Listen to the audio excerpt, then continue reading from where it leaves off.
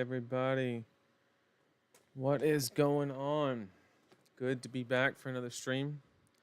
Super excited. Hope everybody's having a good week. A lot slower week, obviously, because no big pro tours around the corner or anything like that. Or just we've already talked about that stuff, and yeah. So just I've had a real light week for Fab. Just kind of taking a little bit of a breather before RTN season.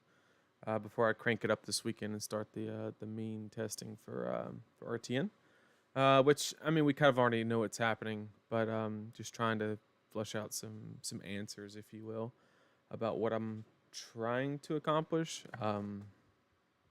Yeah. So for today, what's up, Damien? Thanks for joining me in chat. Also, if you are already in here, I'm going to mention this a couple times, but I will be giving away 4 copies of the content creator, what is it, Good Deeds Don't Go Unnoticed promo. I'm going to give away 4 copies.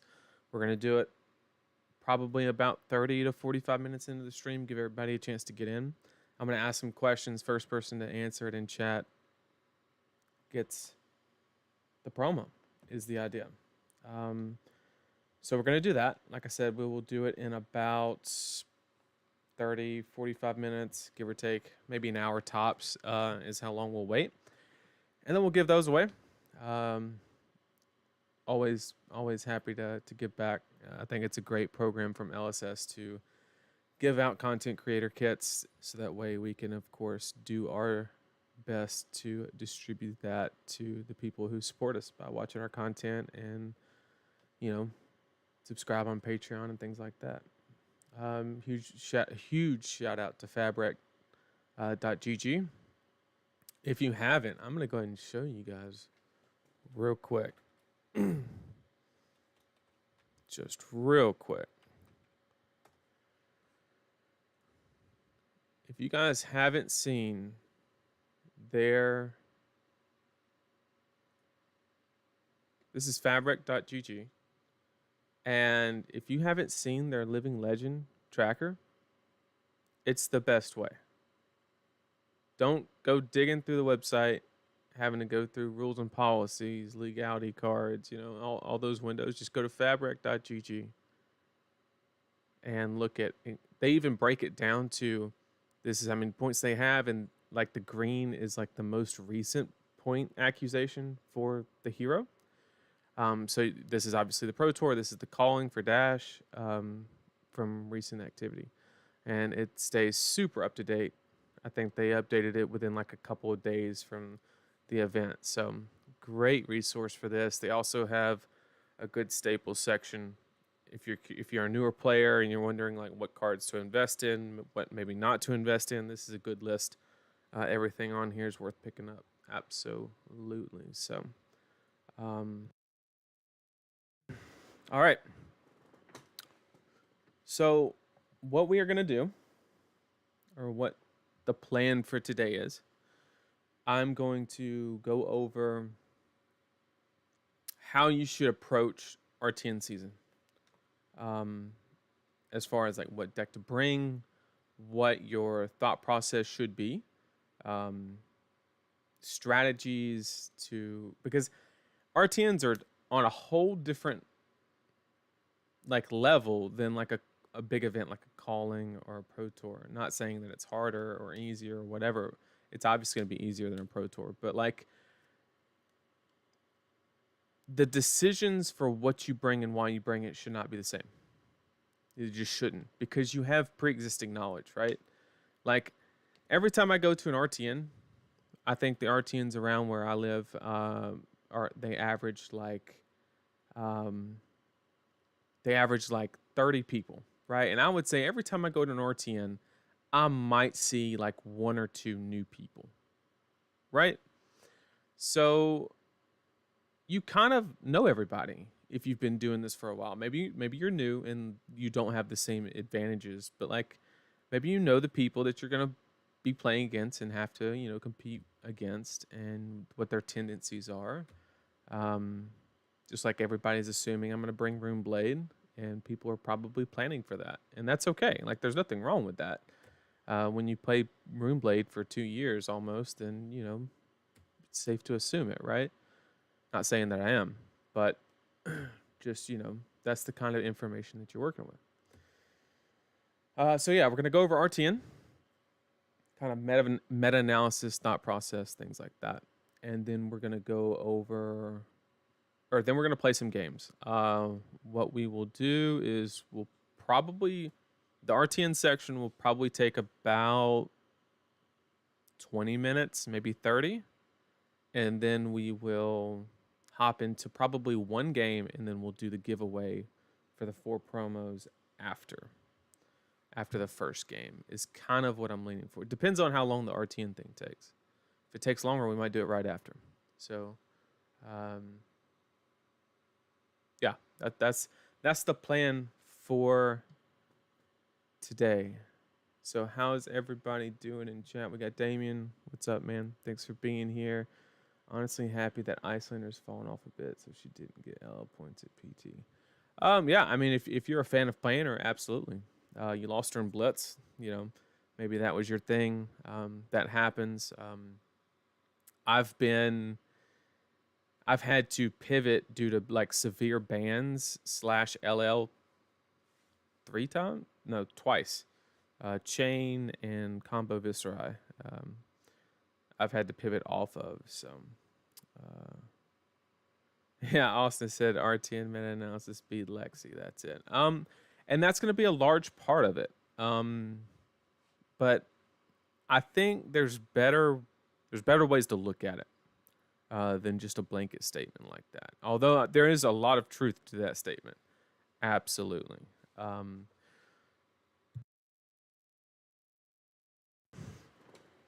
So yeah, we are going to go ahead and hop right into it. I don't see any reason to wait. Like I said earlier, stick around for the giveaway. I'm giving away 4 goodies don't go unnoticed promos. I'm gonna give those out in about 30 to 45 minutes, give or take. So don't just come back in 45 minutes because I might do it a little earlier, a little later, whatever. But I'm gonna ask some questions first. People to answer it in chat. The promos go to them. All right, so let's go ahead and get started. Here's my little, it wouldn't be a TheCardGuyz video without some type of chart, right? So what I've done is I got 4 categories. I've got just the best, metagaming, only if you are, one trick, if you will, or just don't. I have it broken down into those categories for tier list purposes. However, this is the most important part, right? Like, crucial, so crucial what I'm about to say. I know you're going to try to keep getting those last LL points for Briar. Yeah, I mean, I definitely want to. I want to take her over the edge, but we will have to see. We will have to see. All right. So, a couple things before we start moving heroes around and, things like that, because I think that's the least important part of analyzing the RTN season. The most important part about RTN season is your thought process going in. Now, what do I mean by that? What I mean is you know who you're playing against, roughly. There might be some people from out of town that come, that happens, but you have a good idea of like your local meta, right? So you have to look at the local meta plus what the perceived best, the current meta is, and kind of merge them together, which involves like how many people in your local area are spikes. And what do I mean when I say a spike? I just mean somebody that will very easily pivot to just what they think the best deck is. A lot of people are not willing to do that. Like, you have people that are just stuck on Runeblade like myself. And then you have, a lot of people that will just simply play no matter what the best is. And then you got people that just play Guardian, like it's their thing, and that's okay. But you have to get a good idea of what percentage of both of those is your local meta. Okay. And then there's also heroes that are better into like an open field, like Calling or a Pro Tour, and then there's simply heroes that are better when you know what to expect. That get more expected value from sideboard slots, right? Like, not all heroes are created equal as far as like what amount of value they get from each sideboard slot. And if you can like, if you know there's not going to be any Kanos and you cut a B, well, with the slower decks, you could be gaining 2 to 3, you know, sideboard slots versus like one in an aggressive deck. Not saying that that's the way to do it. I'm just saying that you get more value from that, depending on what deck you're bringing. Okay, so you have your local meta. Now everybody's different, right? I'm gonna go over a couple different scenarios. We're gonna do like the chart as like an overall encompassing, you know, what we think based on the current meta is, and then I'll do like an example of like, let's say you're really heavy for Guardians, and then I'll just rearrange everything. Or your area is very big on Illusionist, then I'll rearrange everything. You know, things like that. We'll do a couple examples just for the bigger ones. I'm sorry if there's a town out there that everybody plays Brute. I'm not gonna spend 5 minutes changing the chart, assuming 50% of the meta is Brute, because that's probably like one place in the world. But I'm gonna do the best I can with the time that I have. So let's start with just general meta thoughts, right? There's no argument here that this is kind of undisputed. I don't think there's anybody that would debate those two spots going to those two heroes. I honestly believe that Lexi is just the best hero, and then Oldhim comes in a very close second. And that's just how it is. Then you have metagaming. Okay, now, and we could also. I don't hate putting Dromai up there, to be honest with you. I don't hate it. Because, yeah, we'll put Dromai up there. Why not?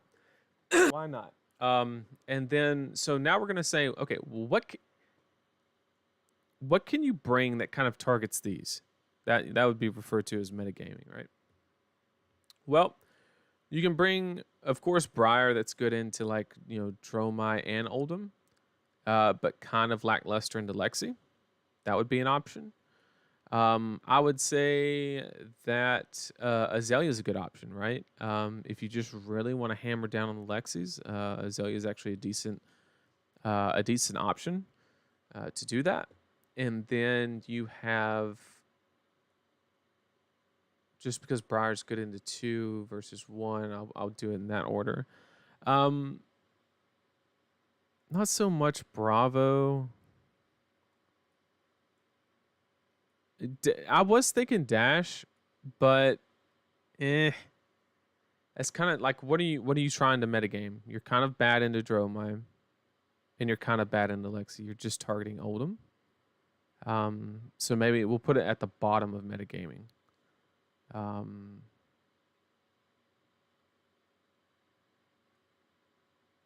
then Azuri is just a.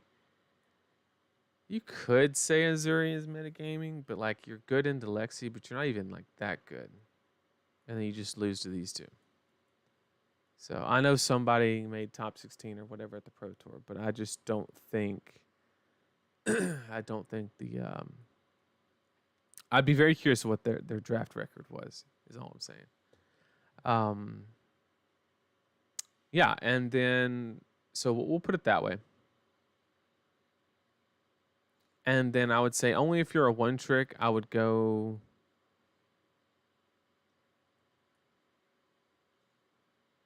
Probably. Icelander's not the worst. It's bad in Lexi. It's okay into Dromai, and it's very good into Oldhim. So you kind of get an even mix, but you really need that skill behind it with like several reps to really maximize the value there. But these matchups can be kind of scary, these two right here. So Kano, Oldham's kind of free. You can compete with Lexi. But once again, you're kind of gatekept by prior knowledge on the hero is the biggest thing. I actually don't hate Fi. I don't think it's the worst. Believe it or not. It's auto win into Dromai. You're unfavored into Lexi, but you're probably favored into Oldham. Viserai, sure, and then Reinar, sure, and then Bravo, sure, and then these you just don't bring them. That would be my general, just my general tier list with no local player like factored into it, right? And also, one big tip that I can give when playing RTNs, and this also applies to like ProQuest and things like that. I've always found it to be a huge benefit to play a faster deck than a slower deck. Now, why? It's not so you can get to the bathroom first. What it is because there's fewer players. If you finish your game in 15 to 20 minutes, you have the ability to walk down the tables and go to every single table and say, okay, Lexi, we have a Lexi. Do they have an ice package? Do they not have an ice package? Okay. When I sideboard against them, I need to do this. Oldham. You see an Oldham. Do they have the healing bombs, or are they running 14 pummels? And then Dromai. Are they on Mara's list? Are they on, the just controlled dragon? Briar, are they on the the Goliath Gauntlet list that I played, or the normal? And Azalea, you can say, okay, is it Sand Scourer or Death Dealer? And then Dash, Tree Frog, or, you get so much advantage by, and it's not just finishing the game in 30, 35 minutes, because a lot of those games are going to be done, but you kind of got to finish very fast. And you can get a lot of information around the tables that will pay off hugely when it comes to when you play them either in top 8 or later in Swiss. It's just huge. In fact, I would go as far as to say if you get the first round bye, you're actually a huge favorite to take the tournament down, because you can spend the whole round just watching the games and figuring out your sideboard for each match easily, because you'll be able to you can start with the ones that will end sooner and work your way down, and you'll easily be able to watch every single one of them. So that's something that I highly recommend that you get a lot of value from, that I don't see a lot of people utilizing. Okay, now that leads me to my second point. Anytime you bring something that relies on a surprise factor, it does not go well in RTN season. You might get one game, you might get an advantage in one game due to that, but from an overall standpoint, it's not going to be extremely good, because either other people are going to be watching while you finish your game, or people are going to talk, right? Like, you finish your game and then they're chatting. They're like, oh man, that Viscera pummeled me. And then, like, everybody knows, right?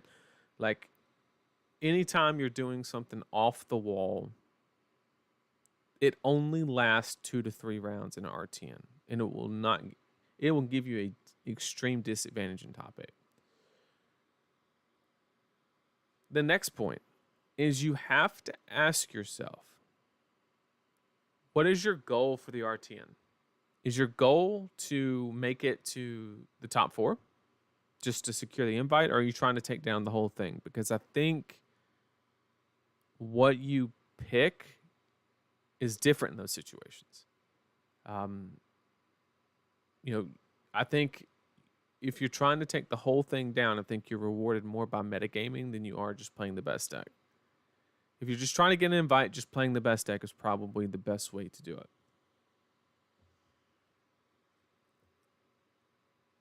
All right, so let's go over a couple. Does anybody in chat have any questions before I go into like examples of like this heavy area or whatever? Any questions in chat? All right, just type them in there if you do. Once again, for everybody that's joining me now, I will be giving away in about 30 minutes or so 4 copies of Good Deeds Don't Go Unnoticed. Stony Wooten is metagaming. That's a fact. That is a fact. The old Wooten. The old Wooten. Blew my mind when I saw that. But hey, it worked out for you. Okay, so let's start with what I think is probably the most common occurrence, and that would be a guardian infested local, right? So let's say that you're just most people in your local area. Or okay, another thing that you have to factor in is you need to like apply weight to the heroes. And what do I mean by that? I mean, like, let's say that like the 4 least competitive people play Fi at your locals, right? You don't need to, just because that may make up a large portion, you don't need to target that because they're the least competitive players, right? So if you know there's a couple players that you're going to have to play to kind of get into that top 4 threshold, then if a hero targets that hero, you apply more value is what I mean by weighing it against certain players. So let's go back to the example of a guardian infested local.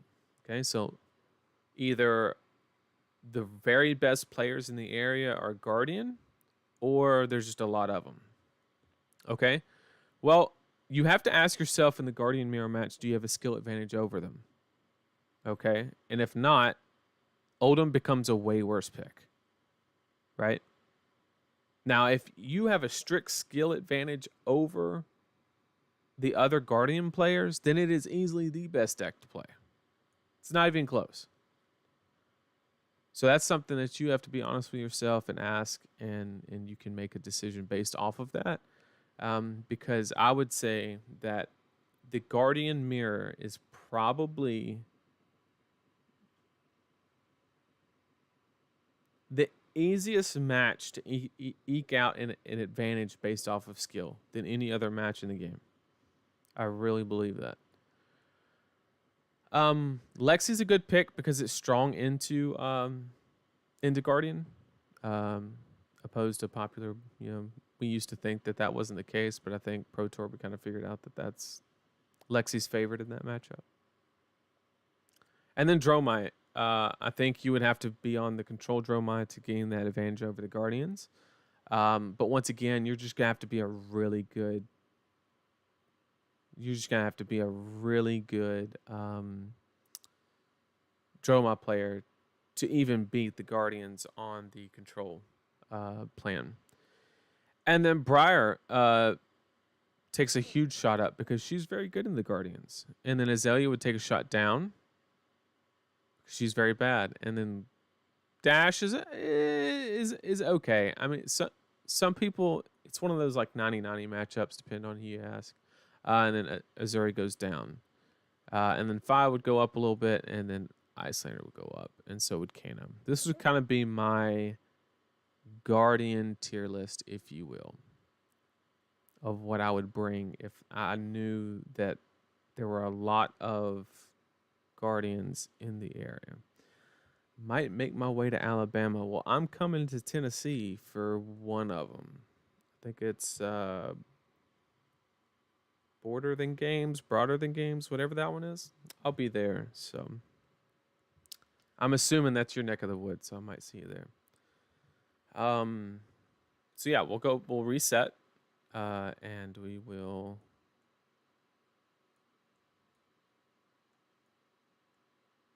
go back over. So that was the example of the Guardian meta. Okay. And if you needed a snapshot of that or whatever, you can always go back in the VOD or whatever, or just go back in the live stream a little bit. So let's say there's a lot of illusionist. Okay. We're going to say that the most prominent deck in the area would be Dromai for whatever reason, like Battle Hardened Charlotte. There were so many Dromai there, right? Lexi just becomes bad.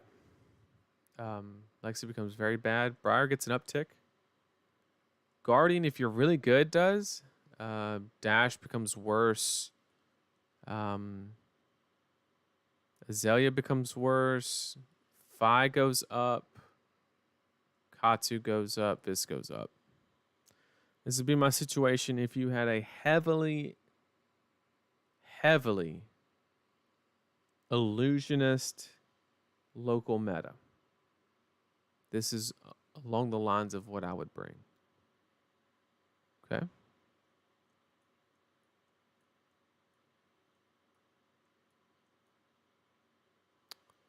All right. What if you have a whole bunch of aggro? And we, of course, are going to assume that Lexi is aggro.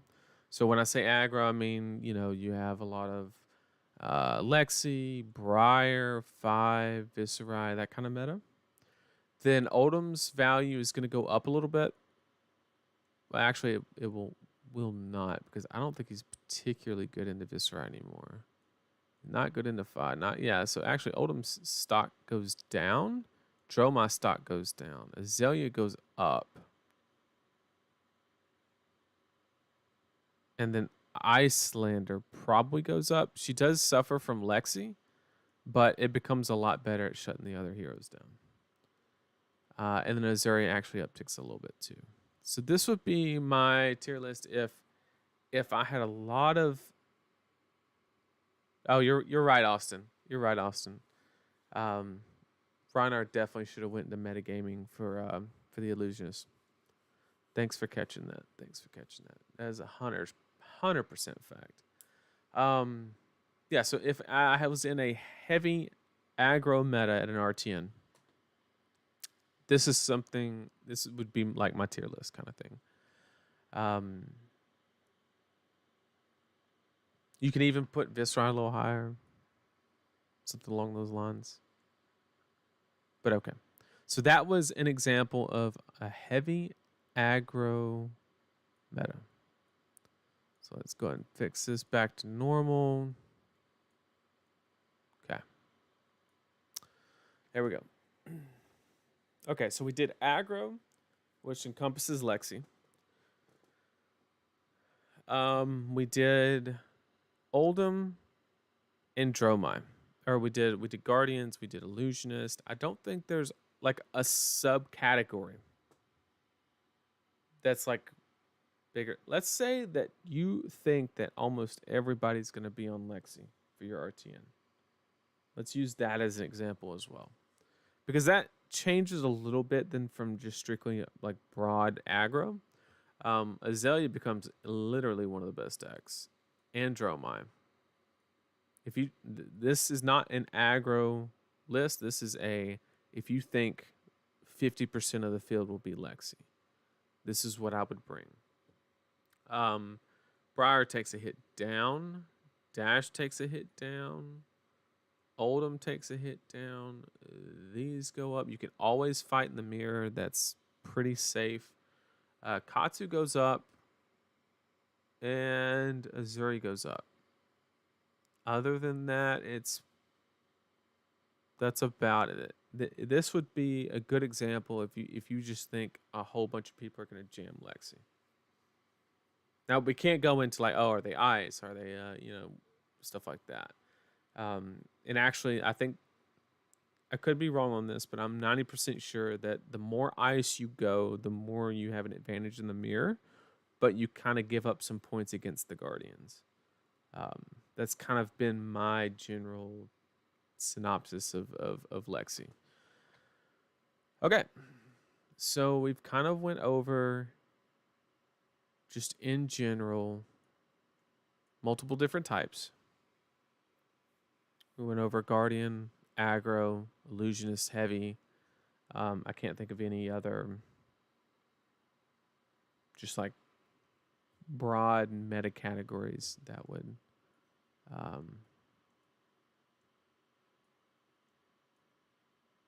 that could encompass. So yeah, that is my list. Okay. Now let me give you. I'm gonna use my RTN season. Okay. So if you're in the local area and you're listening to this, you can understand how I'm thinking. If I don't mention you, I'm not saying that you're not an amazing player. There's just so many players that I have to mention, right? Um, well, I just can't mention them all. There's like 50 of them, so I just this is kind of my thought process, right? So there's Josh Lau, right? We'll be going to every local more than likely that I will because we usually go together. Okay. And he's obviously going to bring what? Warrior. Okay. Now, I don't really meta game against teammates because it's like if he beats me, then like, okay, that's good because he gets to go up, right? So I don't consider that into any deck. Okay. But other people will have to, right? Let's see the Briar deck tech. Yeah. I will share something that I'm thinking about running in Briar for RTN season specifically. I'll share it after the tier list. Can Briar not fight Lexi, or is it just tough? It's just tough. If they draw the right combination of cards in the first half of the game, they just win. But I can 100% tell you for a fact you do not race them. You have to play the value block game. It's really hard to metagame. Everyone has a backup Dromai deck. That sounds terrible, but that's actually one of the reasons for the tech pieces that I'm thinking of in Briar. So, like I was saying, use my local meta as an example. So there's a couple just everybody knows they're really good in the local area, right? So you have like Damien and then like everybody else as far as like being good players, right? Damien's just the worst, right? Now I give him a lot of crap, but Damien's actually a really good player. And he is a illusionist player by heart. So I know that if I'm going to try and take down an RTN, I have to make it through a draw mine. So that automatically acts as Azuri for me. I can't bring Azuri because I'm not going to be able to beat him. Then you have Ed Knight, which is on Team Magnolia. He is a diehard Guardian main. This is always ever played. And, typically my picks always are good against Guardian because I hate Guardian and I just like to win against Guardian. So I typically don't have an issue there. But I have to have that in the back of my mind that he's a very solid player and I have to play around that.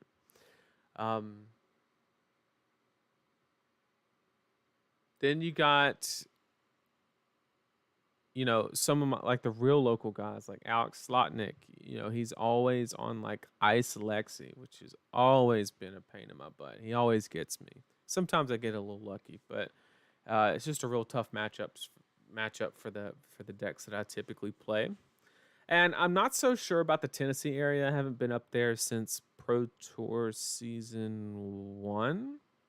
I think was the last time I played with Naib and all them. So I just don't know what they're going to be playing. I don't know enough to even guess.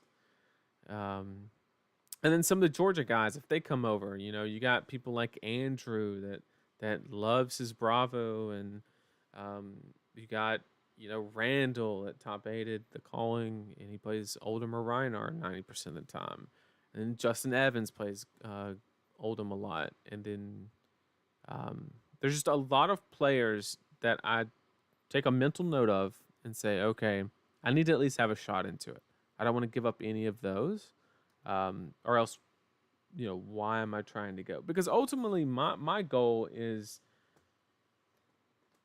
I don't want this to come off the wrong way, but I'm like 99% sure that I will be able to make top 4 at an RTN if I go to 3 or 4 of them.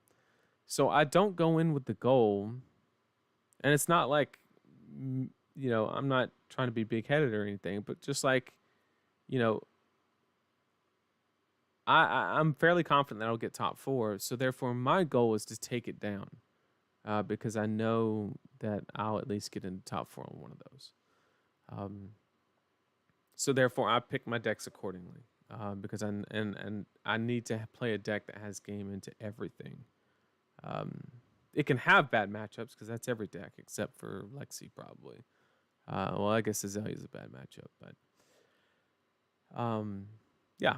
So that's kind of like, I see those players and I kind of build my game plan around that, of who's going to be there and what I think they're going to be playing, and I could be wrong, and that's okay.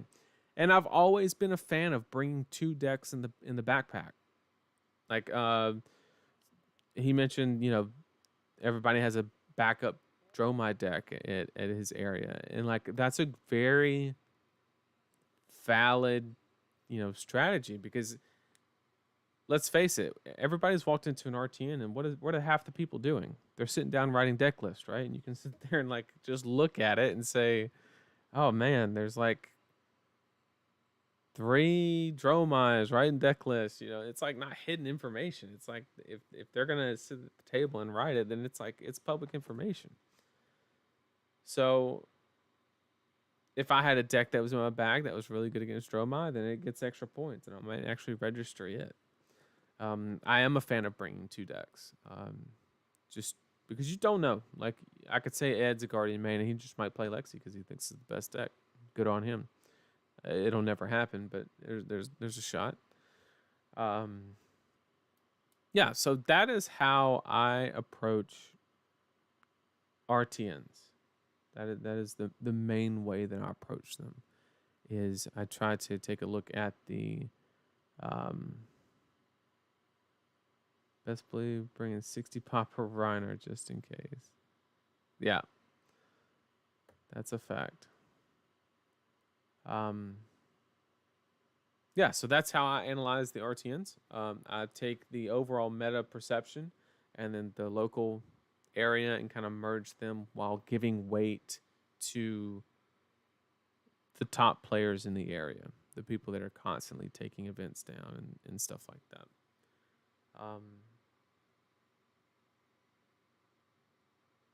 Yeah, so that's how I approach it. Anybody in chat have any questions about that? I'm thinking we might do the giveaway here in about 5 or 10 minutes. Kind of feeling like go ahead and doing it. Any questions in chat about RTN analysis strategies, do's and don'ts, whatever you can think of?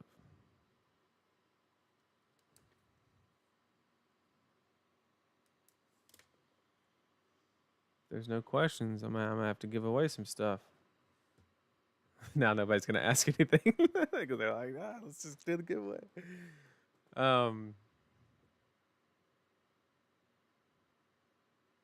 All right, let's just do the giveaway.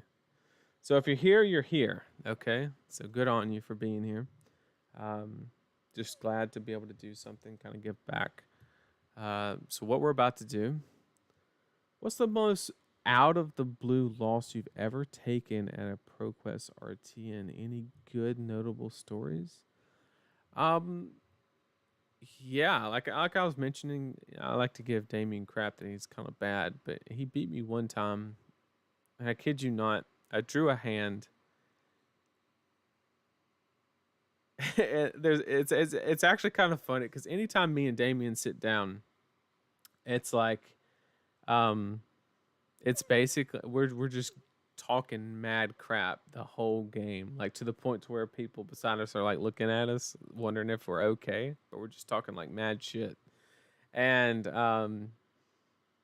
there was one game we were playing, and I was playing Briar, he was playing Dromai, and I was like, all right, rabble for 6. And he goes, take it. And I look down at my notepad and I go, bro, you're at 6. He goes, thinking on blocks. it was the funniest shit ever. Like, it was just, but like, it's such a good environment at the RTNs and stuff. Or this was at a Pro Quest. That obviously I wasn't gonna hold him to that, like, because he wasn't writing down life. It was just me because he forgot to bring a pen or whatever. So I technically could have said nope, yeah, that's game or whatever, but nah, I would never do that. And so we keep playing the game. I let him do his blocks or whatever, and I draw my hand, and I have a nimblism and arsenal, and I draw my hand, and it's nimblism, autumn's touch, earth plume. I proceeded to lose that game. Yeah, super unfortunate. So, less than everybody else. Don't, if your opponent wants to take lethal damage, let them. Okay. But more importantly, don't lose the game after you let them take it back. That's the important part. Yeah, there's just RTNs and stuff are my favorite. Everybody's relaxed, having a good time. Calling, it's like there's that, I don't know how to describe it. There's like that feeling in the air that everybody's there, like super competitive. A lot of money's on the line. Everybody's trying to, it's just a super competitive environment, which has its pros and has its cons. It's like the cleanest play you can be found in a Pro Tour calling or whatever, but like, it's a lot harder to laugh about things unless you're just that type of personality. I'm always laughing. If you've ever played me in a big event, I'm always just looking to have a good time. I'm cracking jokes. I'm trying to, just, you know, just have a good time is my most important thing of why I'm there. I'm trying to be competitive, obviously, but I think it's very important to have a good time as well. Is seeing one Kano in the room enough to justify siding in more barrier? I would say no. I would say just dodge it. If you run into him, you probably weren't winning. One AB is never the difference between losing or winning against Kano. Either you have it all, or you don't have any. Right? I've never seen somebody flip over. I've never seen a Kano player have somebody flip over AB1 and be like, "Oh man, I can't win this." Right? You might as well have 0. I lost a Dory mirror to a new player. I miscounted his twinning blade in grave. Yep. That one sucks. Twinning blade is such an important card in that matchup that it's literally every time I play against Josh is the first thing that I count. Every single time I go to the graveyard. That and Singing Steel Blade because it is basically Twinning blade. All right. So here goes the giveaway. We're going to give away, like I said, 4 copies, 1 to 4 different people is the plan. We're going to give away 4 copies of Good Deeds Don't Go Unnoticed. It's the new promo from the content creator kits, in case anybody hasn't seen it. I don't have a picture of it because I don't have them in Alex. All the content creation stuff gets sent to his house, so he has them. But you can do a quick Google search if you want to check it out. But what I'm going to do is, for the first 3, I'm going to ask a question. Okay? And then whoever answers it first in chat, the correct answer, you get the card. Simple as that. And I got something special for the last one. Okay? Couple of... So if you live within the United States, we will obviously cover shipping, right? We will get it to you, whatever. If you live outside of the U.S., we do ask you to cover the shipping. But I think Alex said he could get it to Europe for like $5 in a plain white envelope. So we just ask that if it is, if you are outside of the U.S., we do ask you to cover a little bit for shipping, but no big deal. If you do win the card, I'm going to contact you via Discord. You're going to hop in our Discord. You're going to send me a message. I'm going to verify who you are. And then I will get your address and everything via Discord.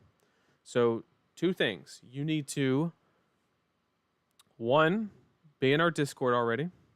Well, not already, but like preferably just go in the description of this live video right now, and you just simply, we have a Discord link there. Okay? So if you get selected, you need to do that. I would go ahead and do it. Why not? It's one of the best Discords on the planet. So why are you not already in there? Is the bigger question. Okay. Do we get a counter on how many times you try to say the name in... Oh, have I been messing it up, Jeff? Have I been messing it up? Great Boy Azalea list is in Baltimore has me pumped to get an Rtn invite.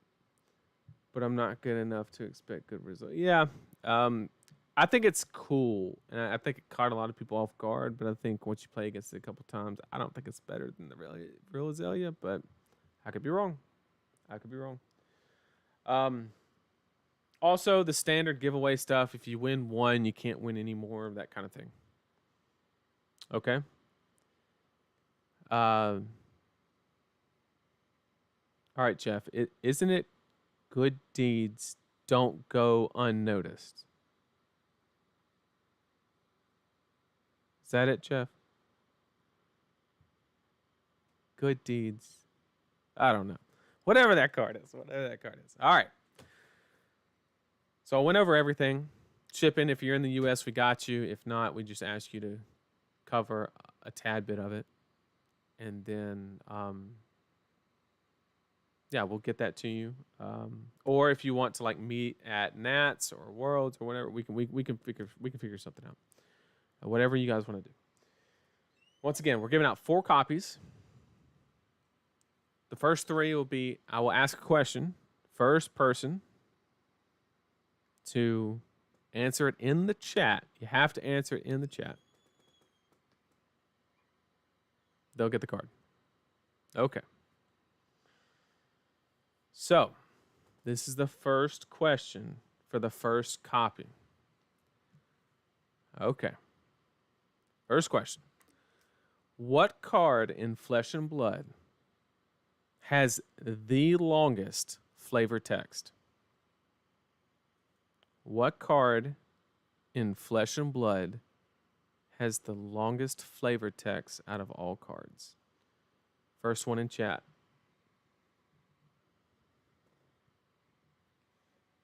What card has the longest flavor text? Don't worry about characters or words or size. It wins all of them. Chris, it is not Sing Below. It is not Stoonie Wootenhog.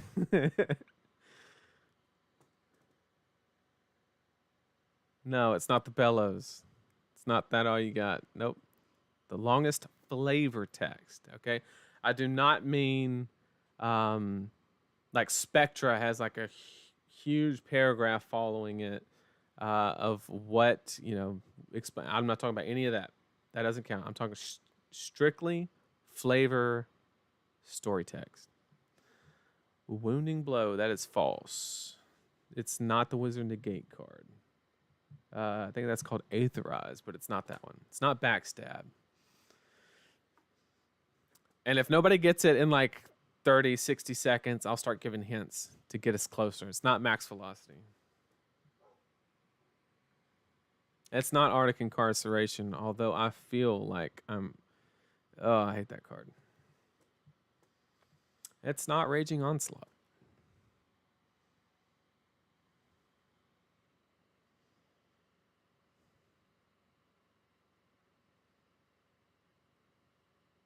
It's not Death Touch. It's not Max Velocity. And the crazy part is, it's the amount that it's the longest, it's like not even close. I think it's literally twice the size of the second highest card. Like, it's not even close. It's not Skullcrack, not Down and Dirty, not Brutal Assault, not Blizzard. The one where the guy is flying out of the window. I'm not familiar with that one. Guy flying out of the window? Alpha WTR Flick Flag. No. Josh, you know the answer to this, and that's why you can't answer. All right, Jeff, you got it. Okay, it's Critical Strike. It is Critical Strike from the Uprising set. Everybody just Google that real quick if you want. And it literally takes up the entire card.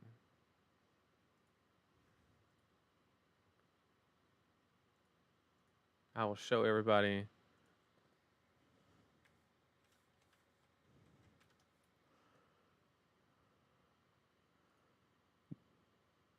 That's Double Strike, not Critical Strike. This one. The text box on it literally is all flavor text. The next closest thing, like there's a whole bunch of cards that have like 3 lines, but this one literally has 5. Like it's not even close. All right, Jeff, I'm gonna get you that card. You just let me know. You're close enough. You can let me know whether you want to like do it at Nats or you want me to go ahead and send it to you, whatever. I know who you are in Discord, obviously, so I'll get you taken care of. No problem. Is it only slightly longer than Raging Onslaught?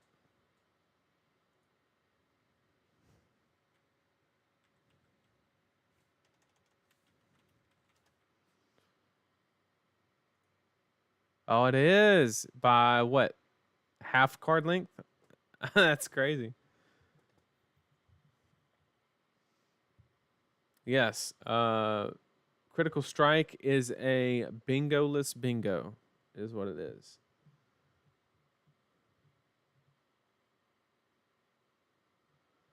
Okay.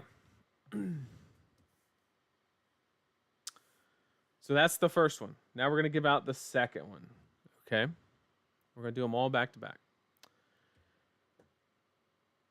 Okay. Next question. So Jeff, let me write you down for winning the first one.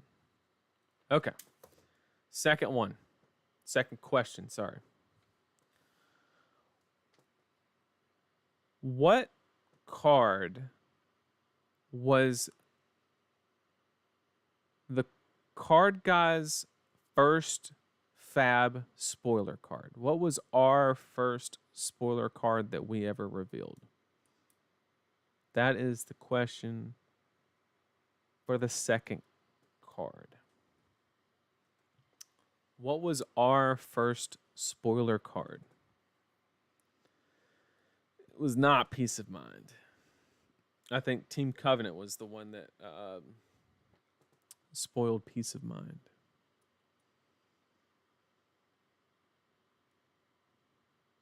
I would, you know, if anybody was really trying to, we did spoil Luvian, but unfortunately that's not our first one. Blazing Yori is also not our first one. Okay, I don't know how to say your name and I don't want to butcher it, but it is Breaktide. You are correct. Breaktide was our first spoiler card. So, if you don't mind, make sure that you're in our Discord. Once you're in our Discord, send me a DM confirming who you are. And we'll make sure we get that stuff taken care of. It is Breaktide. Breaktide is the correct answer.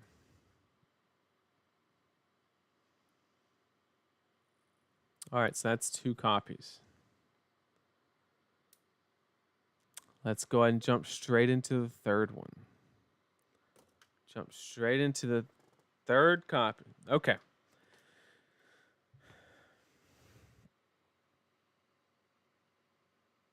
Last question card is this one.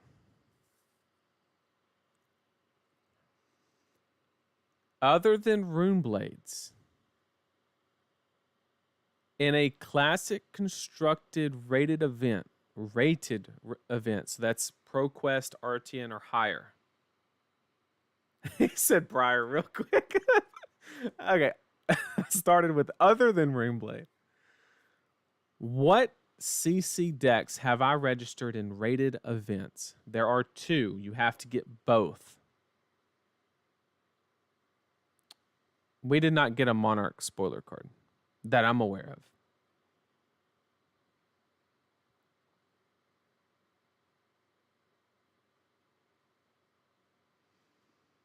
So the question is, what 2 non-Runeblade heroes have I registered in CC rated events?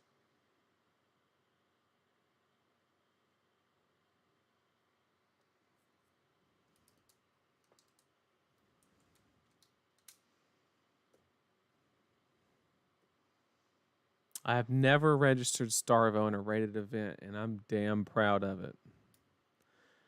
Chain is a Runeblade, so that does not count. Vis is a Runeblade. What 2 non-Runeblade? I've registered all the Runeblades. I've won a Pro Quest or an RTN with every single Runeblade.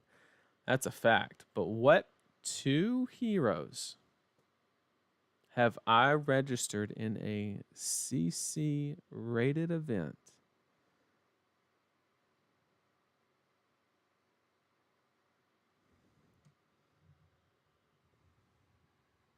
I've registered Oldhim, but it was a Blitz Battle Hardened. I've never registered Oldhim in I don't think anybody's ever gonna get it. It's not Bravo. It's not Oldhim.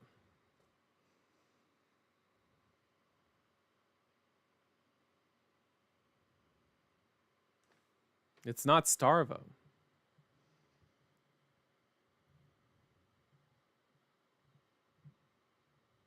It's not Wizard.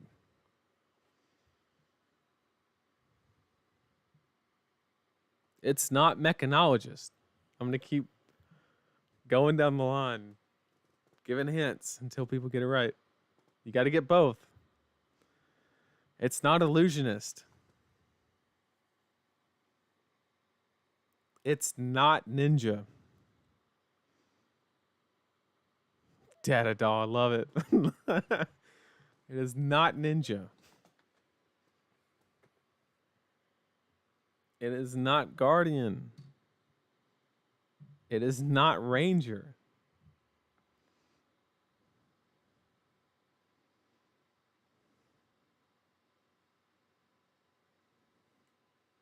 I'm literally going through Jim to see if I might do anything but Runeblade. All right. F Prism. Is that you, Andrew? The correct answer is Dorinthea and Levia. That is the correct answer. The only 2 heroes that I've ever registered in a rated event that affects Elo is Dorinthea and, believe it or not, Levia. And the idea, the reason I played, so when I played, so Andrew, I'm going to write you down.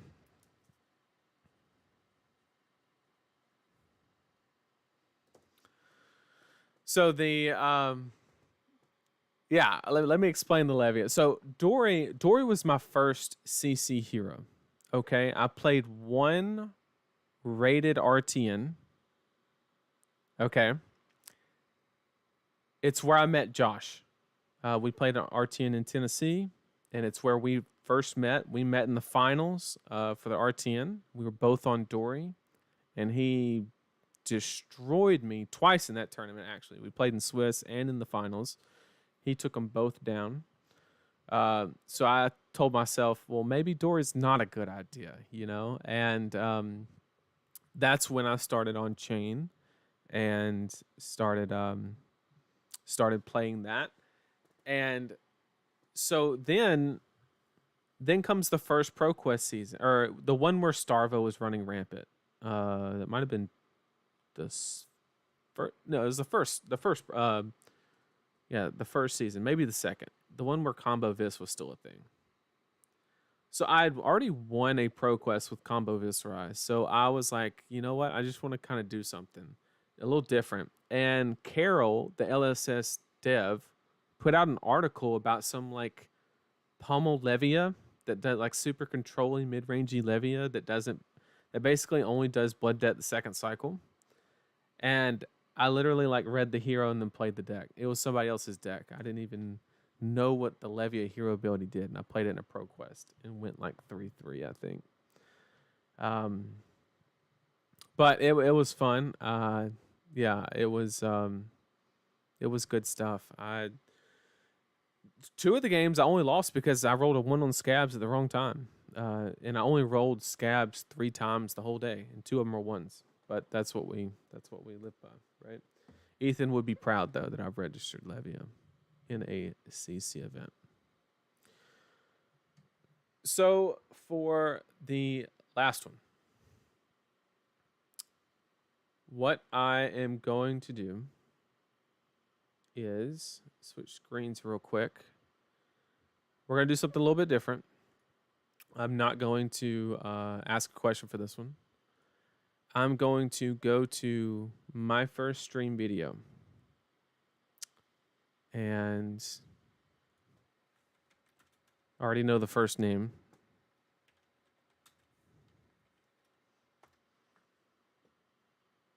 And the top comment on there, I'm going to give the card to them. Is the plan, which would be my Briar Masterclass, my card counting video.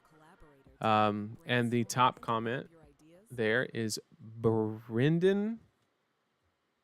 Is it Keithlon? You are going to get the 4th copy, boss.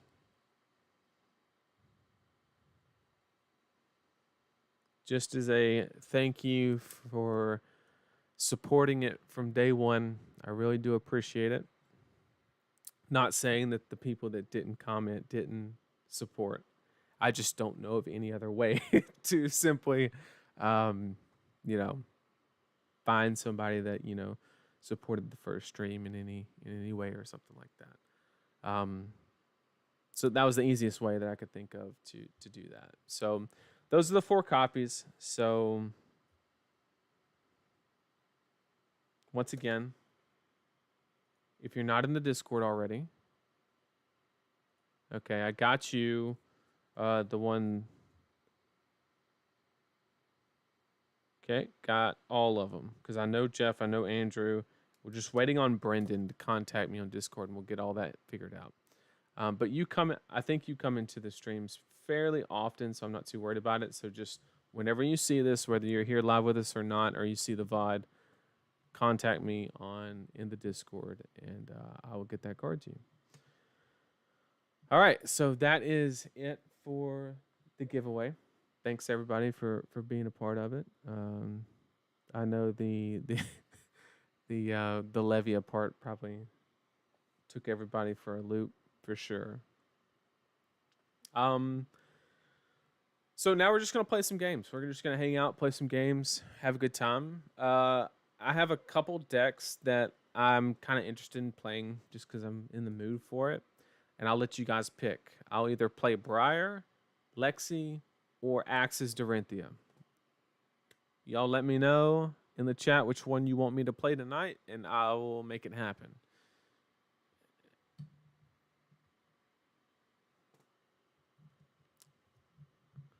You all just let me know what gameplay you all want to see, and we'll make it happen. Briar, Lexi. So I said Levia. I gave you 3 choices though: Briar, Lexi, or Axis Dory. Oh yeah, I do owe you the spice. Okay, the card. Okay, if you're in a heavy illusionist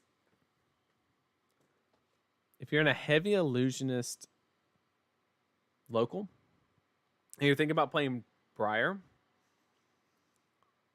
a very good card to bring is everybody knows about the Rites of Replenishment anti-fatigue package? Well, you actually swap those for evergreen, and you play. Let me pull it up. You guys are not going to guess this. I've told some of you this before because I've actually registered this in a. I played this card at US Nats, this most recent US Nats. I've played this card. Believe it or not. The card that I'm talking about is Plume of Evergrowth. Okay. Now, what does this card do? Why would I run this in a heavy illusionist environment? Well, the answer is if you switch back to the evergreens, right? I know that's kind of old tech, but it kind of is as it's not obviously not as good as rights, but rights is better because it blocks 3, and if you're wrong, you know what to, or you can block with it if you're wrong in sideboarding. But in RTNs, you kind of know who's fatiguing and who's not on the Oldham side, and so you kind of don't need that hedge. So the idea is to run the evergreen package instead of rights. Pull up Rosetta Thorn. And then also, what you can do is if you ever need a popper. All right, chat. This is the spice. If you ever need a popper, you just have one evergreen in the graveyard. You can turn, if you read this card, you can turn any blue in your hand into a popper. So let's say you're in a tough spot and they play like a, whatever dragon, or they have an established board state and you're just in a tight spot and you need a popper. With Plume of Evergrowth, you can turn any card in your hand that is blue into a popper because it's an instant. You get to destroy it. Return target Earth action card, okay? Which would be a red evergreen, or yellow if you want to be fancy, from the graveyard to your hand. And this is an instant, right? So you have the option. Well, and that's the thing. And you brought up a great point. Phantasmaclasm or Dominion would also be another example. You can pick when you do it, right? Like, I'm not going to do this on a Dominia because then you're just going to banish. I have to do it before it resolves because there's no priority window before. So I'm just not going to do it against a Dominia. But like anything else, you bet your ass I'm just going to go grab a popper if I need it. And then, or if you get an early Channel Mount Heroic out, this is a way to instantly grab it back. It's like another copy of Pulse. Using it in that manner, it's kind of a win more card, but the popper is where the true power is. You can also, another utility for this card is, let's say, right, because your thought process is that Crown of Providence in the Droma match is more about unbricking a hand than actually like the block value. I mean, if it covers up a Kyloria, it's like cool, but like it's really about fixing your hand in key spots. This card says you can go grab a Tome of Harvest if you brick. Literally. You just pitch that like Force of Nature, whatever, and go get a Tome of Harvest and play it. Hand fixed. Right? Or you go grab that Channel Mount Heroic or whatever you need. So this is what I owed you. This is the spice I'm thinking about adding to Briar for the RTN season. As far as the sideboard slot, there's just not a lot of Kano in my area, so if I was to do this exchange, I would just take out Shock Charmers and run Plume. Just an extra card. Not even 100% sure if I'm doing it. It's just an idea is basically the idea. Okay. So now that that's done, what do we say? We have 2 votes for Axis Dory. Well, I guess we're doing Axis Dory. It's that easy.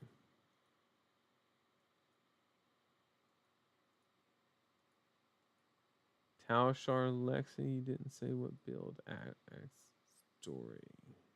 Talshar Lexi. Yeah, no. So we got three votes for Axis Story, so we're gonna play some Axis Story. That is what we're gonna do.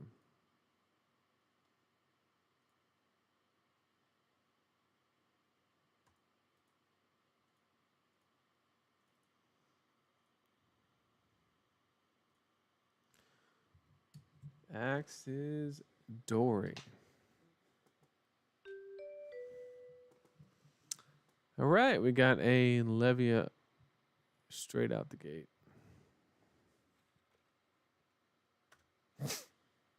Okay, so for Levia, we just run the standard package, nothing fancy. We're just trying to win on value is what we're trying to do.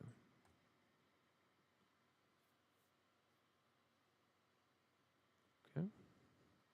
Go ahead and maximize the screen so it fits better on the window. Okay, we're starting out with a claw, which I'm perfectly okay with. He's just trying to fix his hand, obviously, so I need to do what I need to fix mine. And this guarantees a... So actually, we just want to get rid of this card. Because we need to secure the blue. This is a backup go again if we don't draw another. And then we can swing again here. So this is actually the best.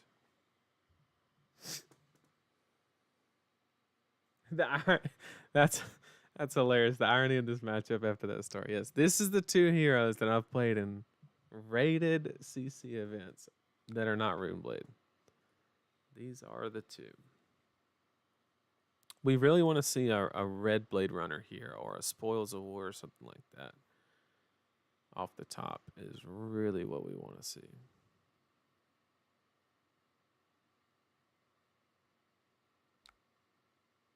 Okay, we got another blue Blade Runner. That's kind of why we wanted to hedge that way. That's fine. So we just go here, pitch here, play here, here.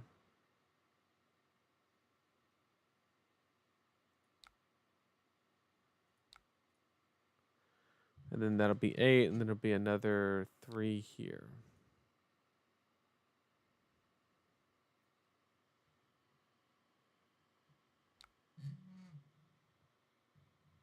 Six red in the ledgers into a Katsu. That's disgusting.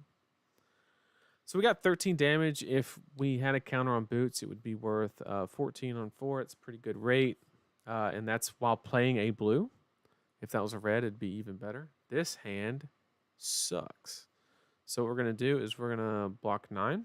Arsenal the Blade Runner is our game plan. With Blood Rush Bella, we might be blocking more than that. He played a this round's on me. Thank you. More cards to block with.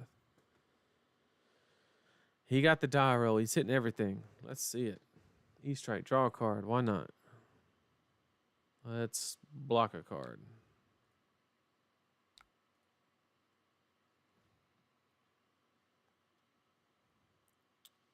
Base Within was discarded, so that means he refills again. Still only 1 action point currently, so we got... Oh, he double Blood Rush Bellowed?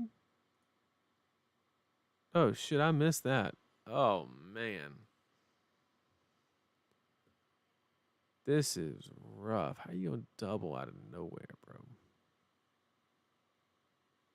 Out of nowhere. We have to see what else is coming. I need more information, whether it's like a swing big or something. And we know at least another claw is coming, so we can go and block 1 card here.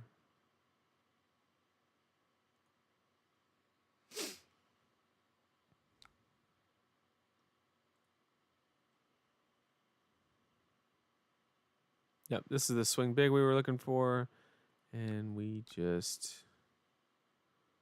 really want to cover this up because we get so much value from a Quicken token that I think it's actually worth, let's see, that's 5.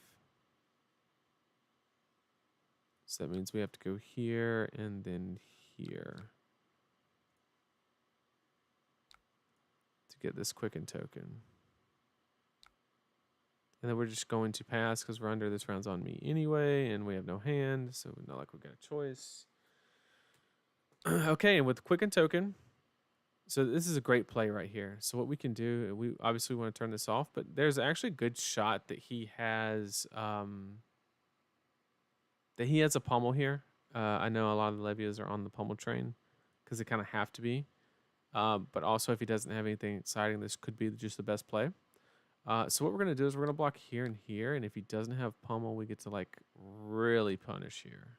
But if not, we're still in a good spot. Yep, he's going to pommel here. That's okay. We are going to discard the hit and run. And what we're going to do is literally just turn a blue into 6 damage. It says go again. He's going to let it hit. That lets us bracer. And swing this one for 4. And heal 1 on the boots. 1 card, 7. So he double Blood Rush Bellowed us. We only used 2 block on our armor. And we're up 11 life. Let's go. And that's a blue pack hunt, ladies and gentlemen.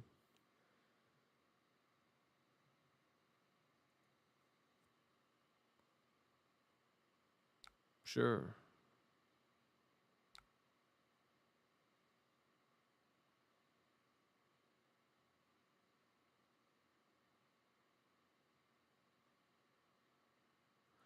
I'm going to make a play that gets the armor. I'm going to get rid of the response.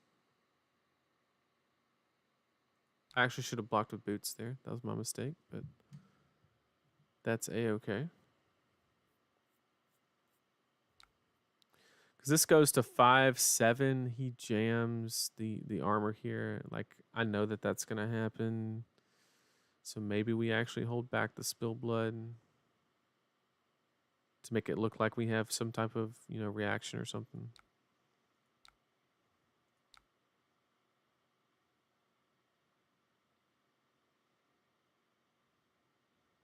We do guarantee the armor. I mean, 7. It does get a card. But it just means we're doing 3 for 7, which is not where we want to be.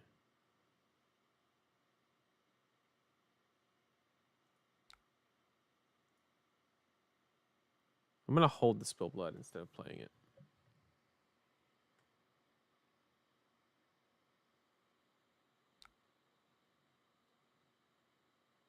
Oh, if he's going to let it hit, that's huge for us.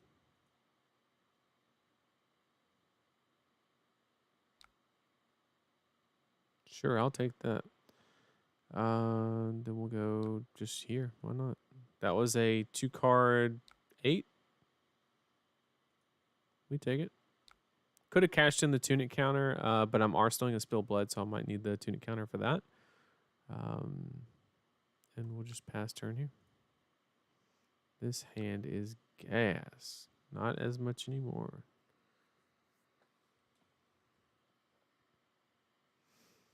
But we have the 1-2, so we'll block 6. Hold the spill blood. More than likely, he rolled a 6. All the action points. What you got? Pack hunt. Intimidated the only blue I had. You got me. We don't know what we know something else is coming. And we only want to block with a couple cards. And we do want to play for a swing big. Or a humble or something like that. So I'm going to take the 6.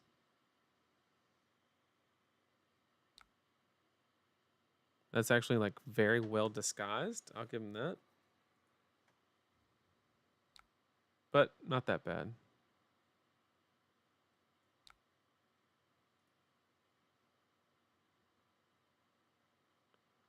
Just really need him to pitch for a claw here. So that way I can get value from boots.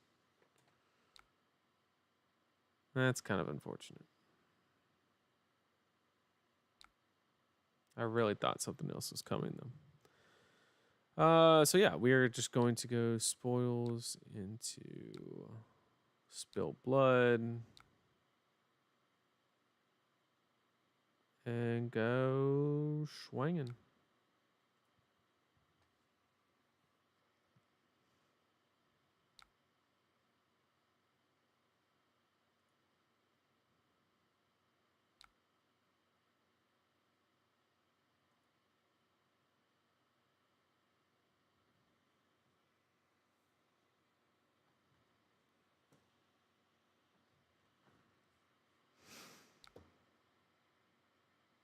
Okay, we'll go hit and run. Go ahead and swing this one. We get to hang on to the tunic counter once again.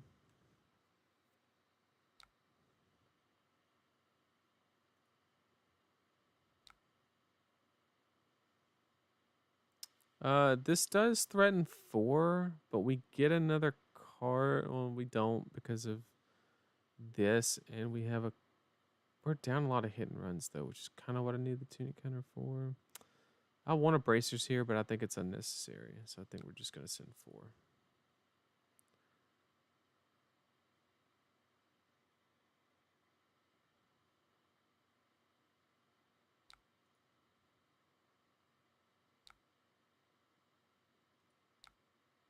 But we still got plenty of armor. Plenty of armor. All right, we got a bellow. We want to just block with everything but the blue and the driving blade. Is the name of the game. And I'm just gonna get out in front. I can't afford to like get intimidated and like it costs me. So I'm gonna go ahead and block this. And that way, no matter what gets intimidated, we still have another block card. Because I just want to block with one of the blues. How did they convince you to play this? Well, Michael, I think it's actually kind of good. Don't get me wrong. I think it's actually kind of good. So the whole deck is built on the premise of a like 2-card 8 or 9 rotation.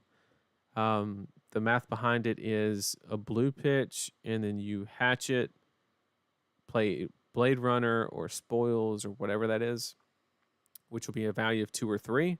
So it's 2 plus 2 or 3 is 4 or 5, plus another 3 is 7 or 8, and then you heal 1 on the boots, which is 8 or 9 off of 2 cards.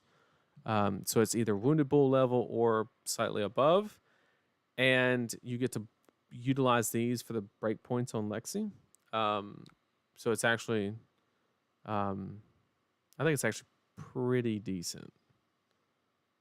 Pretty decent. But it is kind of meme at the same time. I do agree, Michael. It's kind of good, though. It's kind of good. I feel like we got a swing big coming here, unfortunately.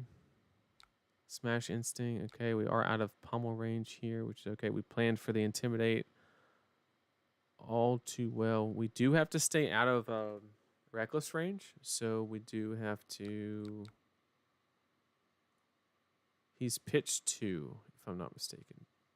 1 there and 1 before. So there's only 1. This will put us to 4, which keeps us out of.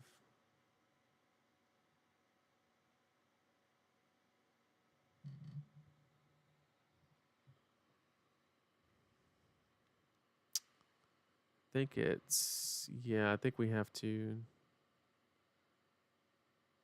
Yeah, he's only got 1 reckless, so this is fine.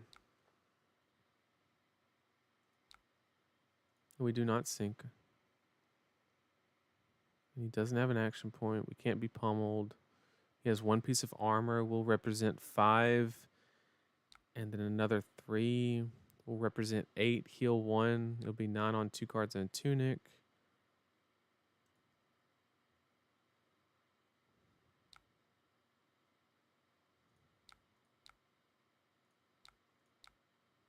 This is basically like 90% of the plays, Michael. Just this is the worst way to do it with Driving Blade. It's just necessary to be in the deck because you need as much go again as possible. But like Blade Runner or Spoils are obviously a lot better. We'll go ahead and take that.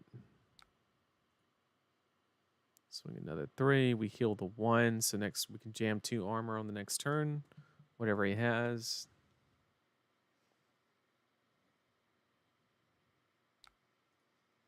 Not a whole lot you can do on 2-card hand, except maybe swing big, something like that. And no tunic counter for pummel. And we have the 2-card here, and we have the closer here, so we're fine. We're basically going to block with 1, so it'd be 3, 4, 5, and then close the game with the... Yeah, because we don't need the hero ability. We're not trying to swing 3 times. And there's no pummel here either, so I'm more than willing to go here, here, and here. Take the 1.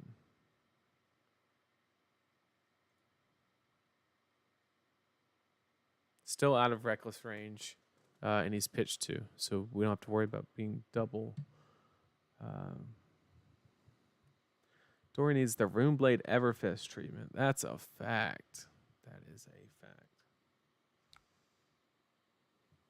Well, apparently she's getting a specialization in, I think that's what James White said. I could be wrong. Somebody said during the Q&A that she's getting 1. So this will be 2 cards because he's at 1, and then this will close it on the next one. If he doesn't, either he gives me all of it, or we win. Choice is up to him. And then we have this little thing called tempo.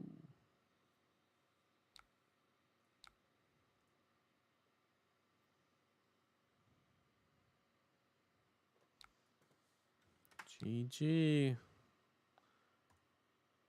We got there.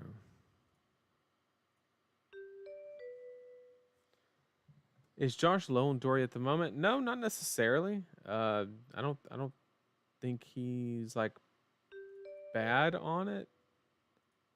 He's higher on it than Bolton, I'll tell you that much. He was in here earlier. Maybe he can tell you. All right, we got Chris from the chat coming in hot with Azalea. We have a plan for Azalea. And that is some D-Reacts. Yay. Yay. Okay. So we just run a couple D-Reacts. Called it a day. We rolled the same number 3 times before he eventually won. It was a well-fought battle.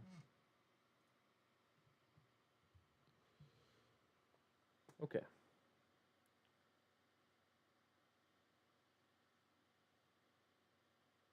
think it's going to be a glistening reprint. I mean, I wouldn't be surprised. It's a $25 card for no reason.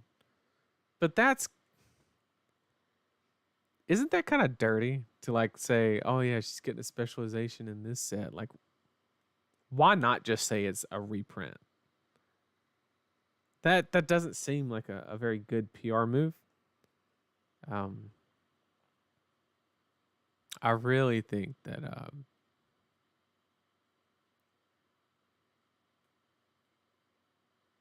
okay, we got Sand Scour, not Death Dealer. That's it. LSS loves us. That's a fact. I wouldn't be playing this game if it wasn't for LSS. I can tell you that much. This is my first card game that I've ever played. And I can say with 100% certainty that if it was any other deck, or not any other deck, but any other company behind the driver's seat, I would not do it. There's just no shot.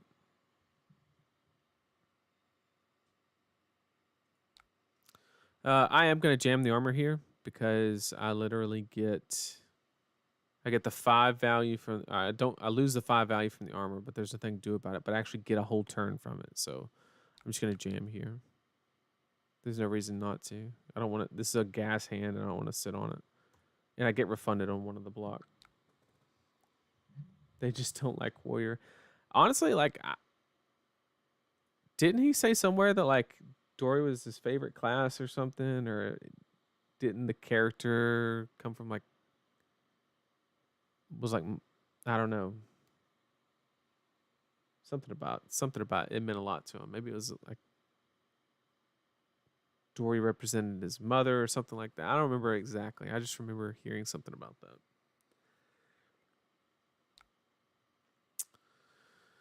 Okay, I want to play Spill Blood here, but we don't really have the resources, unfortunately. But then again, we could go here. Yeah, we're just going to do a triple swing here and come off an arsenal, which is okay.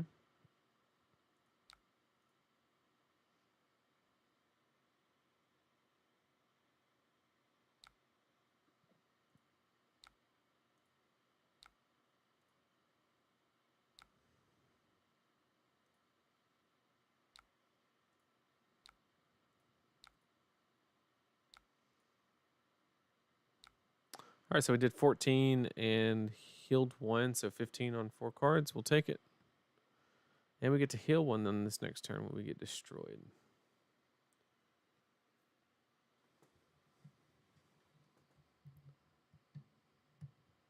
I think this is the worst meta for Dory ever, like worse than when Prism existed. Yeah, it's well, there's just a lot more D-reacts in the format, Michael, right? Like that's probably not what Dory wants to see, for sure.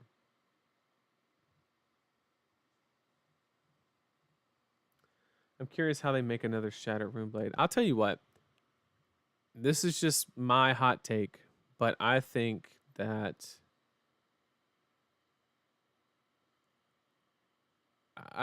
they're gonna really hold back.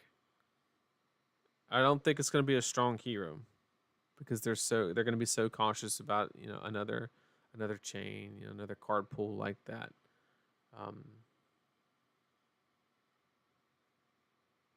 I think it's gonna be actually a kind of a lackluster hero. Not lackluster, like it'll be cool, but like I just don't think it's not gonna be anywhere near what chain was, and that's a good thing. Don't get me wrong, like I'm not complaining. This is a name counter, so it will have the text on it. And this will also get premeditate trigger, which we can't do anything about. He will call blue, and we know that. So we might as well, we could pitch the yellow, but that leaves us with heart, which is kind of sus, if I'm being honest.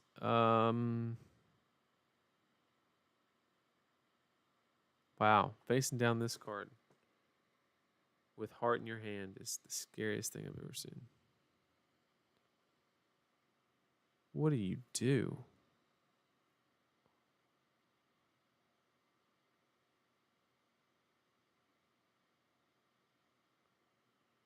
Oh, I'm going to have to carry over heart to the next turn. That's what I'm going to have to do. I have to pitch the yellow for the go again. Use this, block this. And hold heart for literally no reason.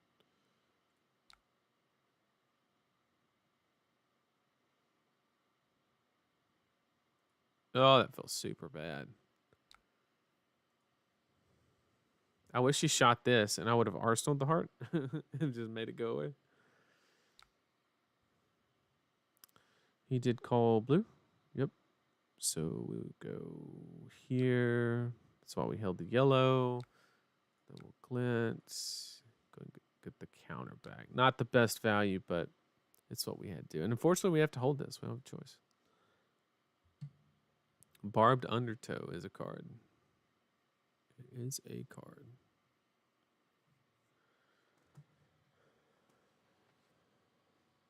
They're going to full send because of Shadow and Light is hype. Nah. I don't think so. I think they're gonna hold back. I mean, it'll be a cool.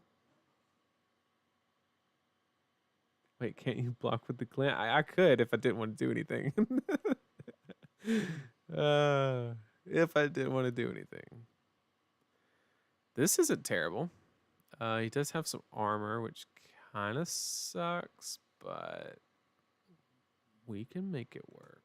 We'll have tunic counter, so we can still block 3. If he doesn't dominate, I'll just jam.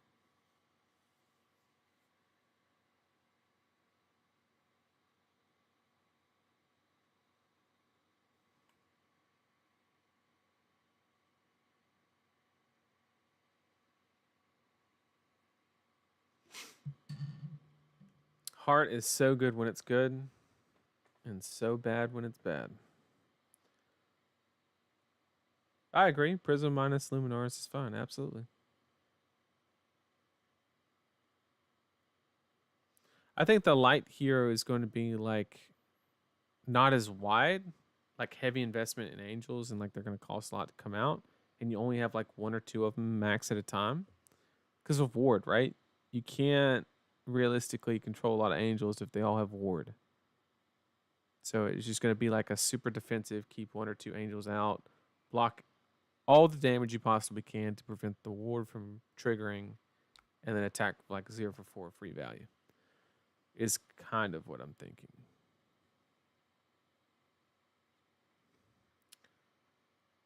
Vincent hero ability. What about carry and grasp? Let's make that happen. Carry and grasp. So this is coming in for 9. There's nothing we can do. It's got dominate. We are trying to buy time for a dereact, preferably. That would be nice. We can't take a dip down enough to actually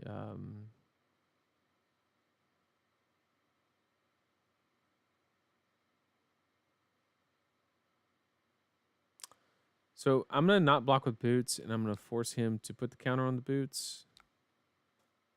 All right, put him on the tunic, and then we'll get it back there, and then we'll block here, and we'll pitch this for this, play this. Yeah, we'll do that.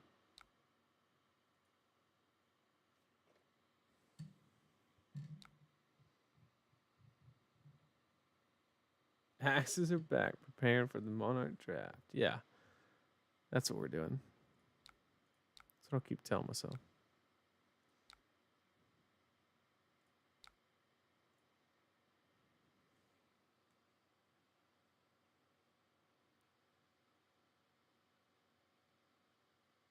I think Vincent's actually going to go heavy on the split damage arcane. Like dimensional crossroads kind of stuff is what I'm thinking. Less on like going super wide like Chain did.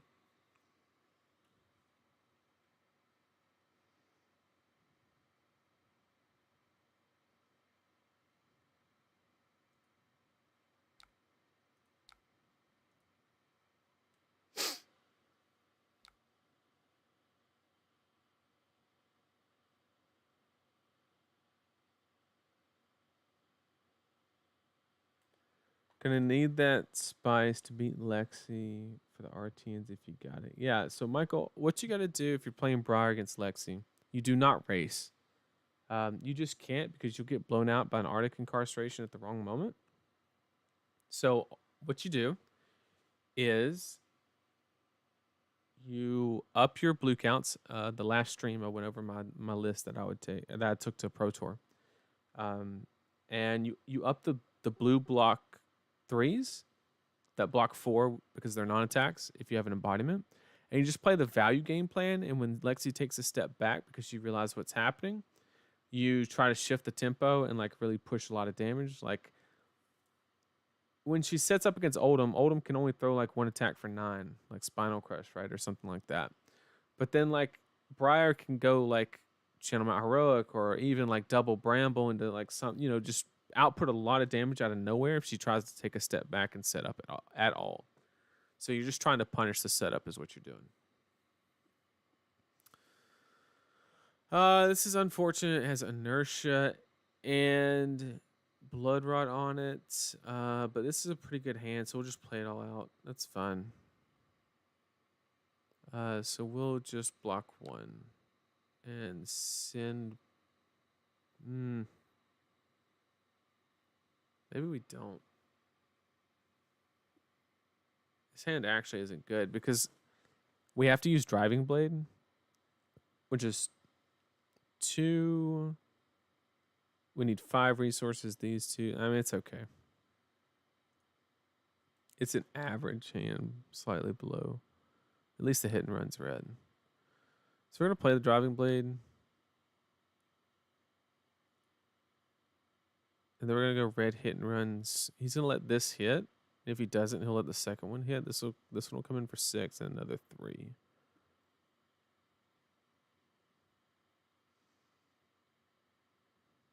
So we molded it into 13. It took a lot. But it shouldn't give you a lot of choices. We haven't seen any of our D reacts. So hopefully we can grab one soon, throw an arsenal, get a little bit of shelter, and go from there. New player here took an interest in Bolton. I hope new set gives him more to work with. I think it will. I think it has to. Sedation shots from Lexi says you can't realistically sit on arsenal. Yeah, that's a fact.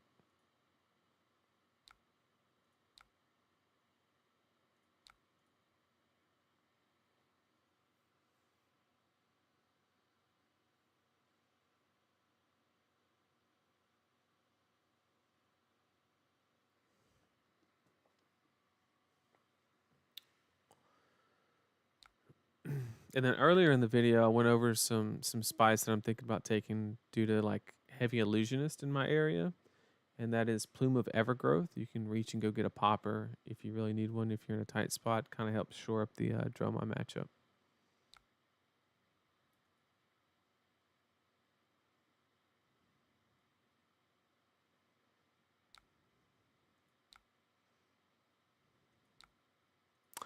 Okay, so we are kind of ahead right here. Like we're in a decent spot. We have another Lace with Inertia. Kind of unfortunate. Spire sniping, so he's going to definitely get something with Dominate here. But we have a good hand to push some damage.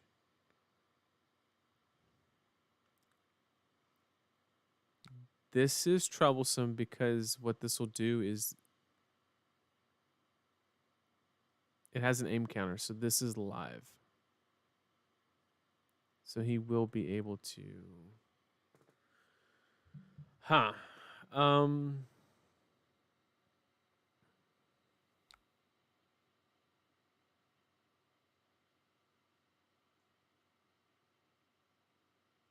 He's at 9. I really just need to buy time for a...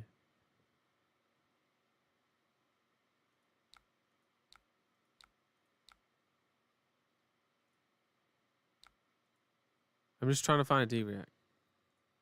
Open up a little window. This hand's busted. If he don't have Red the Ledger, we might just get there.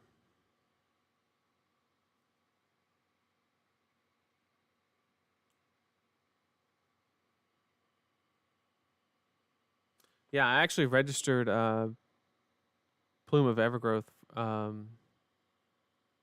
at 2023 Nats, and I got 13th. that list was so wild. I had Rusted Relic, 2 copies, and Plume of Evergrowth in my deck list. And I got 13th at the US Nats that Michael Hamilton won on Iceland. In fact, I strictly remember a game. I was at table 2, sitting right next to Michael. He was getting a deck check, and I was playing against an Icelander. And I started the game, and I said, I'll start the turn by playing Rusted Relic. And he just looked at me and then just started busting out laughing. It was the best thing ever. It was hilarious. It was the funniest shit. He was like, there's no way. There's no way. Is this got Dominate? No? That's super unfortunate because this hand is gas. But Red in the Ledger is even more gas. So there's nothing we can do about it. D-React. D-React. Nourishing. He has enough armor to cover it, so it's not a super high priority, and we have a shit ton of blues. Yep, 13th at Nats with Rusted Relic and Plume of Evergrowth in a Briar list. And played like really strong players. I played Lucas, what was it? Lucas, what's his last name? Oswald? Lucas Oswald? That guy, really strong player. Took him down. He was playing Phi. Played Ben Hannon. Played a lot of good people. It was a good weekend. Good weekend. Sat next to Michael. I remember we were in the same draft pod. The second draft pod, Michael. We were in it. I sat next. I ended up 3-0 in that pod. I sat next to you. I think you dropped that game. You were on fire. You played against I forget what you played in. I think you dropped your last game in draft though.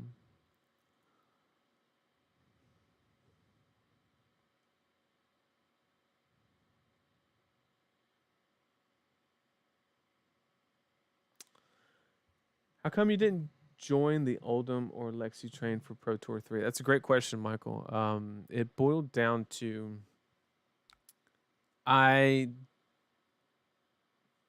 didn't think that I had a realistic way to have any type of edge in the mirror match. In regards to Oldham, like I think me and you could play, and I might win 20% of the time. I just haven't played that much Guardian. I'm very familiar with pitch stacking and things like that.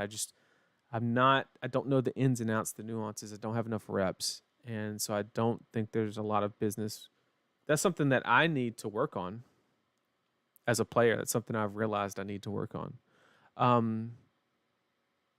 As far as Lexi, to be 100% honest with you, Michael, it was just a mistake. I probably just should have brought Lexi, if I'm being honest with myself. I think it was clearly, at this point, I don't feel like I have much of an edge in the Guardian mirror either. But you're the Guardian man. I mean, like, I think the reason that you feel that way is there's probably so many actions that you make that you don't even think about that are actually very crucial. But you've just done it 1,000 times, so you don't have to think about it. You just know those things. Just like it's very easy for me to like have a running count in Runeblade for not attacks and non-attacks, and like, make appropriate hedges and stuff like that. Like, I don't think about those things. I just do them, and it provides a lot of value throughout the game that's kind of unrealized on my end. But when other people try to do it, it definitely adds value for sure. We do have a sink below. We have the double go again on the tunic counter. We have Memorial Ground, so he is gonna put the red in the ledger there. This is where we could lose the game.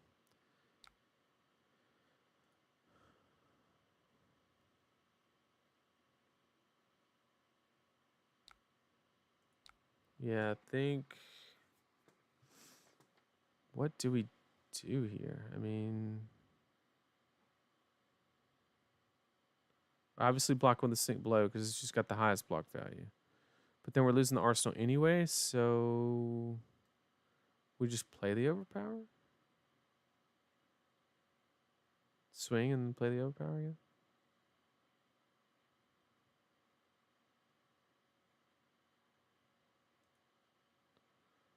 Super unfortunate.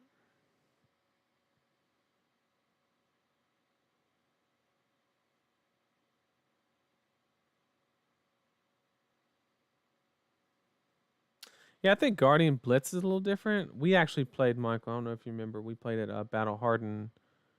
We played at Oldham Mirror in Battle Harden. It was at Pro Tour 1, that Battle Harden. Jersey. I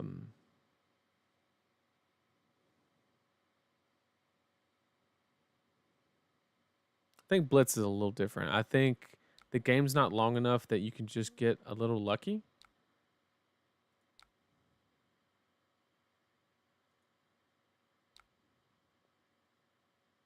So here we're just gonna pitch this. Hopefully he lays a dead card down. We can glint, draw a card, overpower him. Maybe that Michael Fang guy is built a little different. Yeah, I would say so. No, he's just a phenomenal player. He puts in the work. Simple as that.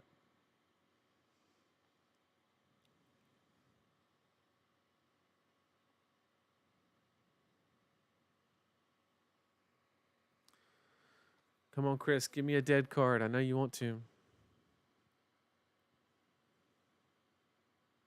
There's no reason to take this damage.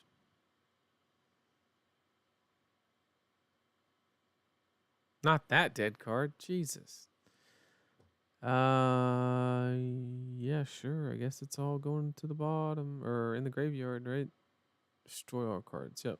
So all to the graveyard. So there's nothing I can do. I can't even tunic into the overpower for 2 more damage. I can't do anything. I need a shunt. There's a shunt.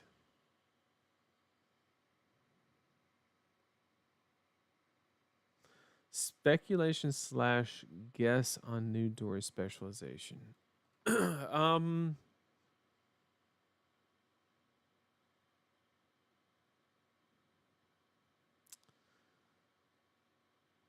I think Dory needs 1 more card that punishes you if you don't block.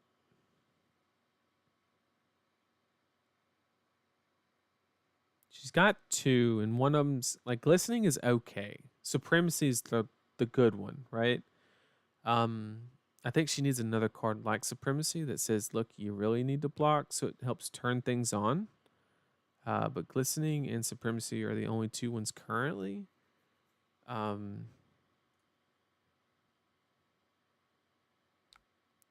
Jesus Christ. Are we just in fatigue mode now? What's happening?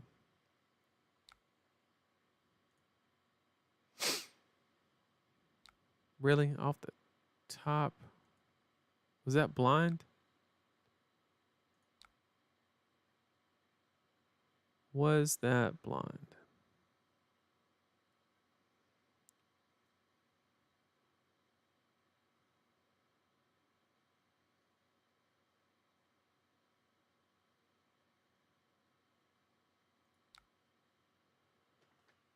I think I just need to go ahead and rip it.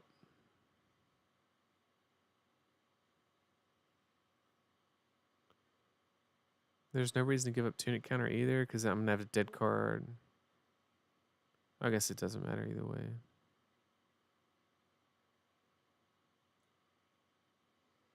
I haven't been able to swing.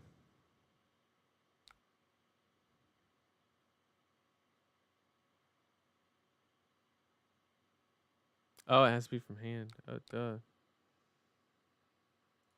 Only 1 card from hand.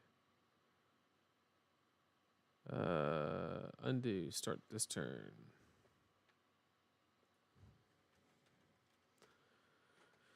Need to block with that shunt. I don't think Iron Song Prod's enough, and it doesn't block.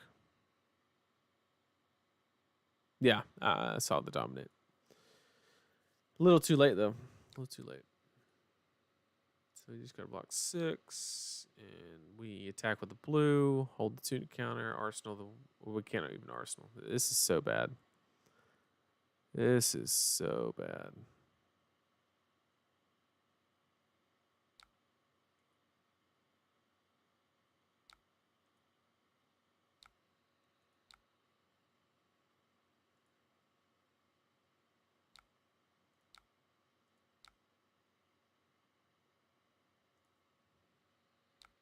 I guess min-maxing I should pitch this one because we could actually play that, but what's the chance of him giving me a 2 block?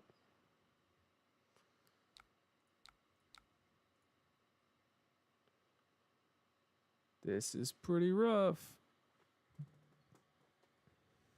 What's he got left? We're missing a lot of pumps. He's got 1 more Memorial Ground, assuming he's on 3.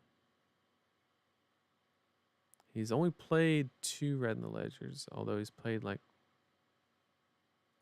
the card 14 times.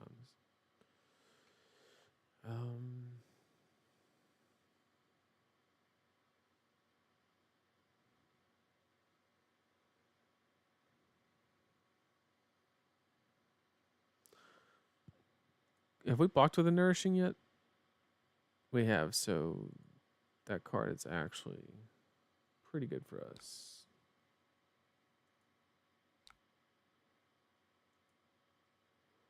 That's it.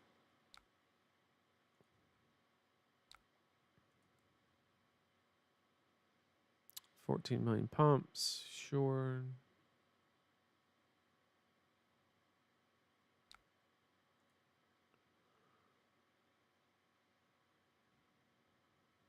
Spire, jeez. Sheesh.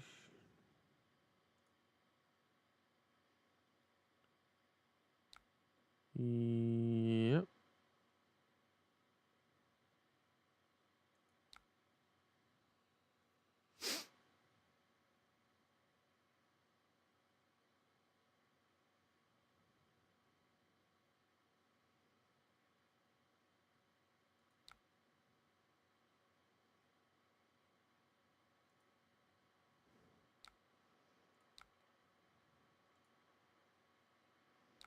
Okay, we're almost, but not quite going to kill ourselves.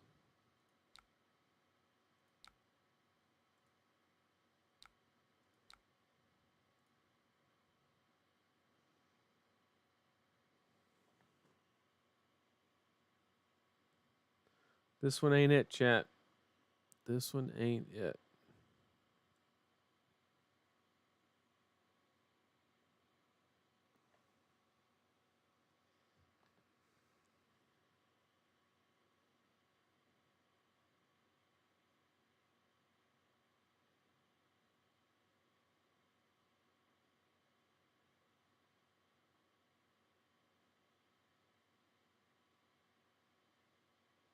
Ripping beyond Chris. Yeah, it's not the worst. Not the worst. And there's no difference between me being at 2 or 1 when I get the boots back. So it's definitely not ideal, but I'm gonna take the tunic counter and swing the other axe.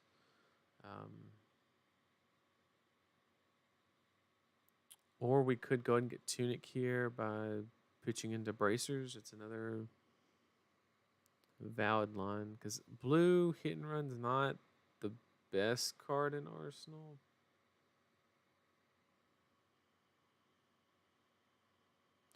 Yeah, it's the one that top 8 of the calling is what I'm assuming.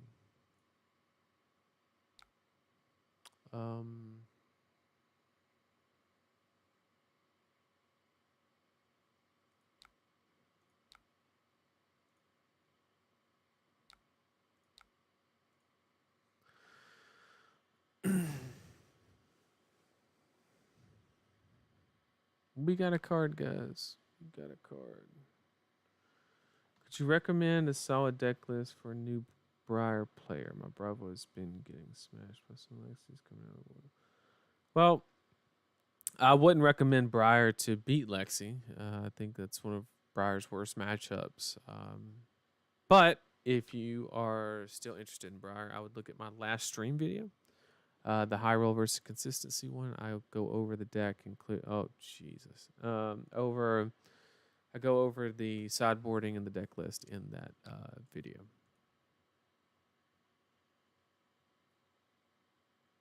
It's basically traditional Briar with a more. Okay, this guarantees the dominate because he puts it on top.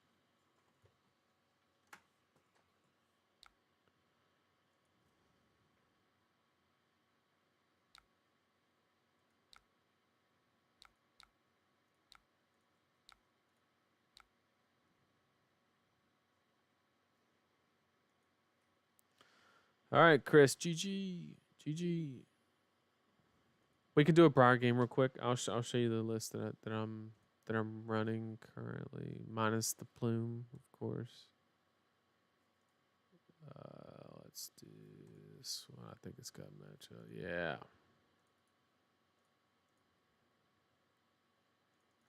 We'll do a Briar one real quick. Why not? I say I can go ahead and take this chance to go over, kind of rehash the. Oh God, I already know what's happening, Damien. All right, y'all. In case y'all didn't know, this is what is referred to as bait blade. If I'm not, if this is what he's going to be doing.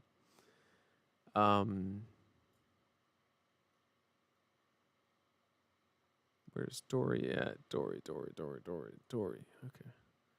So this is the Briar list that I'm running. You can screen cap it, whatever you want to do.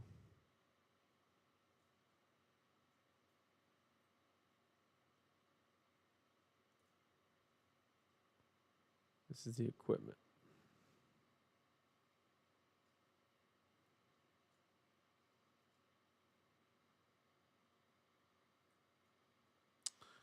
Okay.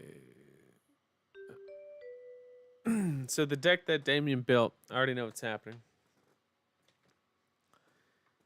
He's basically he runs Dory with a bunch of attacks, and he basically plays downplay with go again, hopes you overblock it, and he just plays like a bingo at the end or something. It's just like the dumbest thing. But ironically, it actually like kind of works, surprisingly. But yeah, you just have to see. We probably go ahead and give the nimblism here. So this is what I'm talking about, and now he's gonna throw a fucking bingo. see what I mean? All right, we'll go ahead and give it to him. Now we're gonna draw all non-attacks. Oh, close. This hand is gasoline. 16, baby.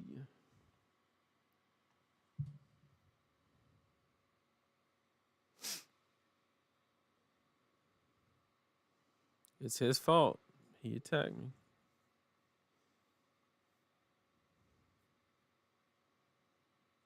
You can tell how often I've played this deck when during when I'm like, okay, I can do this, block this, but I'm just like click.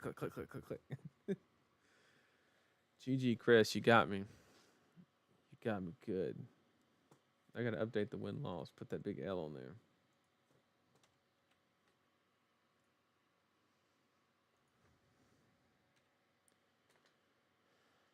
Put the big old L. Come on, Damien.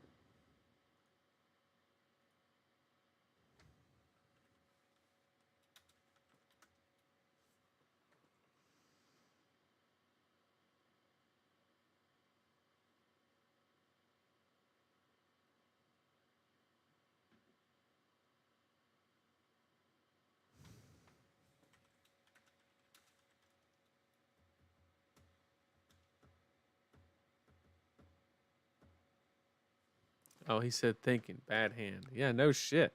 That's what happens when you play that hot dog water. All right. So we got 5 damage in, and we have full tempo. Oh, sweet baby Jesus. Okay. Yep. Might as well. Yeah, it maintains tempo. Why not?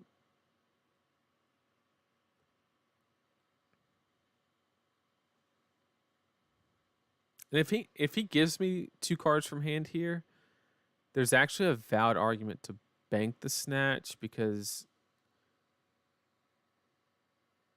the deck blocks really well. He has plenty of armor, but if he takes it, that's when we have to throw it.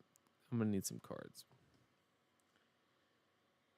Hand says block 12. Well, I think it only blocked 11 because he had a life for a life. So it only blocked 11. He gave me all the armor, so he's got a good hand, I would say. But that's okay. We too have a good hand. Sure, bro, you got it.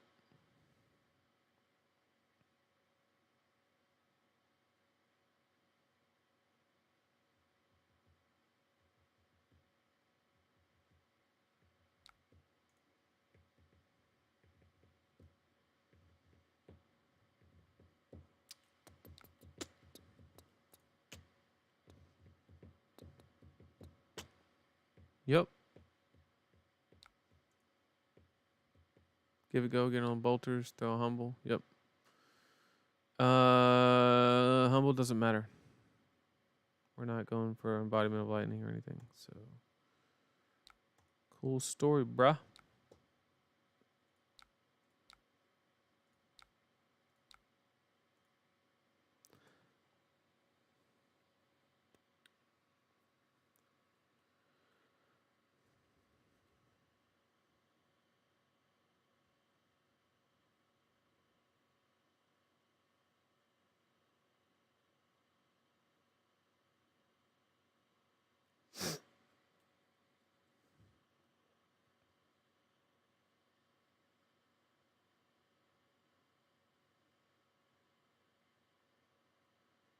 Twin Peaks. Yeah, before this game, I called DirecTV and got the premium channel package, and they hooked me up. Now the question is, do I go ahead and throw this? It's worth 10 here, obviously, because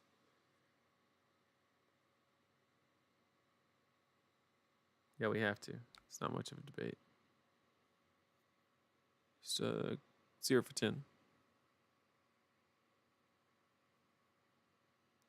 So we got 4 attacks on the first channel, so it was worth 6 per card. This one's got 2 so far, so really good rate if we get 2 more attacks. We didn't, but it's still a good hand. If we want to get greedy, which I think we do, we probably sink the Come to Fight because we want to secure the blue and the Bramble. The Arcane will produce an embodiment for the go again, so we don't have to worry about that. So if he attacks, we probably sink the Come to Fight. Sure.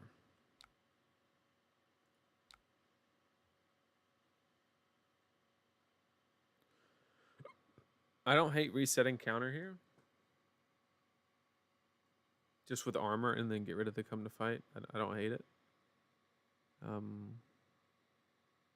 We don't really need the Tunic counter because we're going to probably pitch to make a rune chain anyway. So we can just do this. Theoretically gives us 5 value because it removes the counter. And then we sink the Come to Fight, looking for another attack. Not an attack, but that in Arsenal is never terrible. So we just go here, here, there, there. Still pretty good value. If he takes this Arcane, it goes to 10 like he did. So this channel got 3 pumps off of it, which is above rate, just not as above rate as we want to be.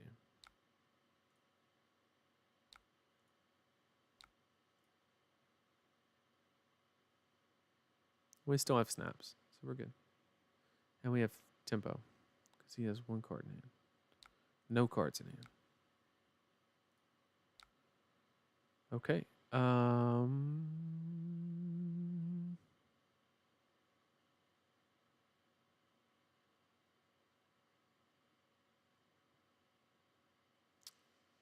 Showed up for the meta analysis, stayed for Briar. Achilles, is that Lucas? I brought you up earlier. I think that is you, Lucas, if I'm not mistaken. We're going to go and burn snaps here. We went through enough junk that doesn't give go again. So we're going to try and catch him on a D-Rack through the Exude first. Turn on the hold priority window. Just nothing else to hand. I really don't want to play this rounds on me. I really don't. Not while I have tempo.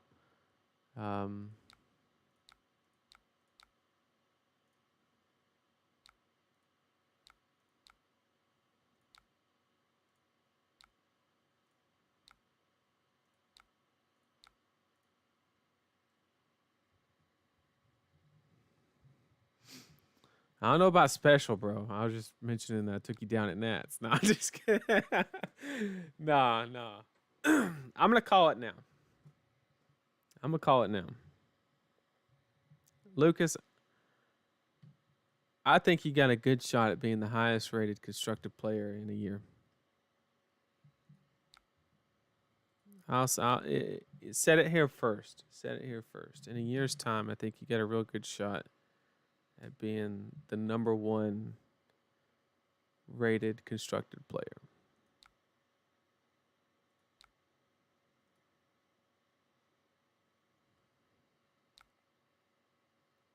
Don't know what you're talking about. You don't remember, Lucas, when you let the Force of Nature Mount Heroic hit? And I kept drawing cards.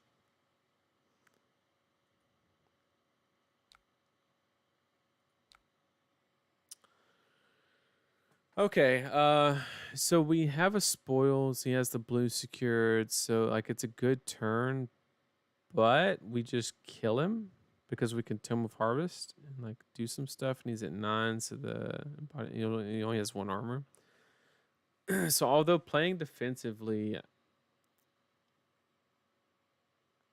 I think we have to push the aggression here, especially because there could be a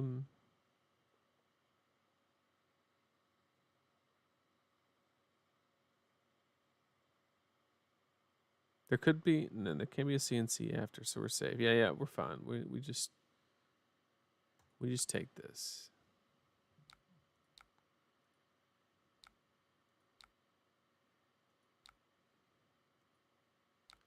Then we play the tome.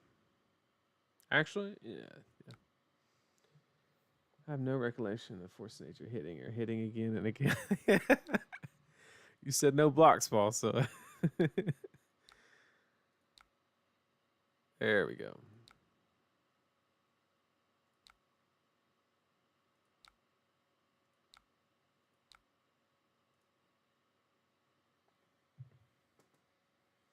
Starting off 9-1. So yeah, you told me you went 7-0 day 1. So then you 2-1'd your draft and then lost 3 in a row and got 18.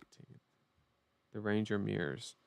Now, you were on, if I'm not mistaken, Lucas, you were not on the like full Winter's Bite package, right? You were on like the real fuseless, right? You just had blue Winter's Bite, right? Correct me if I'm wrong.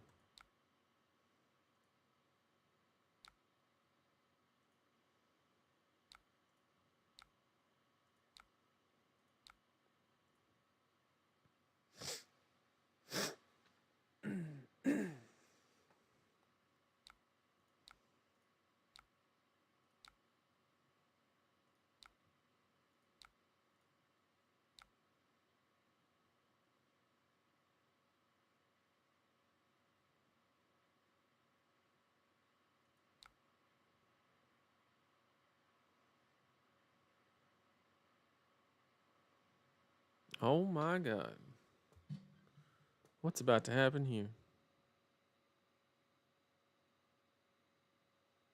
Are we about to double force? Because I don't give a shit about this card draw, to be honest with you.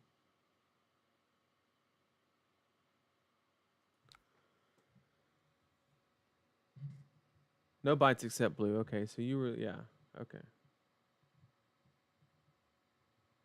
So you just hedged the wrong way. I mean, you hedged the right way because there were more Lexes than there were Oldham.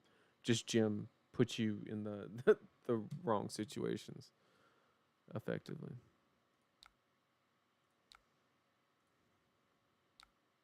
So what we want to do here is we want to Force of Nature once, play the Rabble, see what's on top. Hopefully it's a red. It is. And it's another Rabble. Okay. So that's game. Because what we're going to do is, depending on how his blocks line up, if he blocks 3 cards here, then we go ahead and play the second one, play Scar. Okay, so that's 3 cards. So then we go second Force into Scar to give it the go again.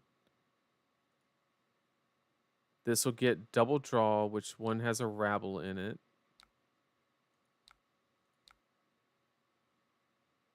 Oh, sweet. Whew. Well, this is the way to do it.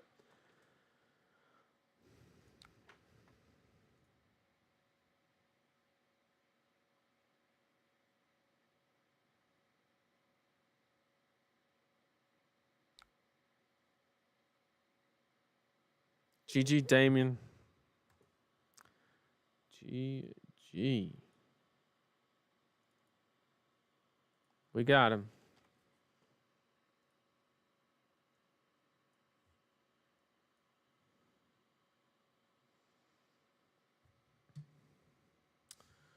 I think technically the hedge was not correct. There were more Lexis, so having a good mirror, having a good older match. Unless. Interesting. So.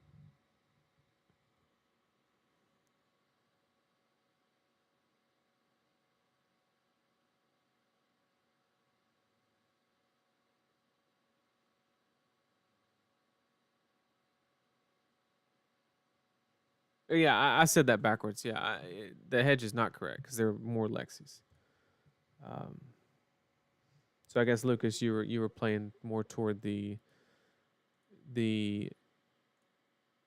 more Oldhams, which a week before the event, I think that was the general idea of what was going to happen. But then as we got closer and closer by the days, we started realizing that there was going to be a lot of Lexi, a lot of Lexi.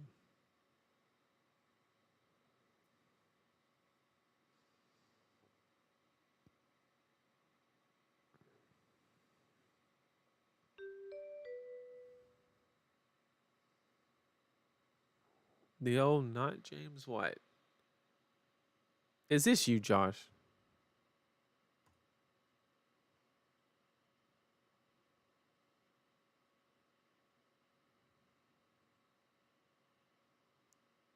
Not James White.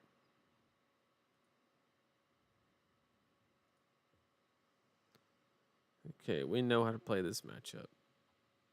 That's a fact. We need to take out 3 attacks, though.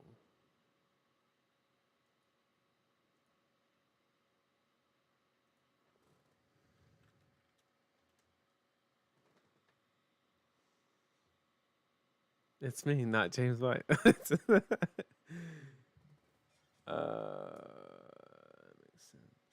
Frailty trap was a trap. That's a fact.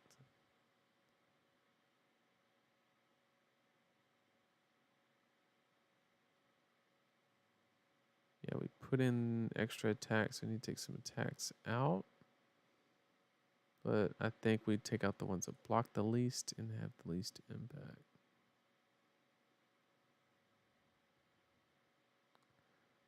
It's kind of what I'm thinking. I think this is the Joshua Lau, if I'm not mistaken.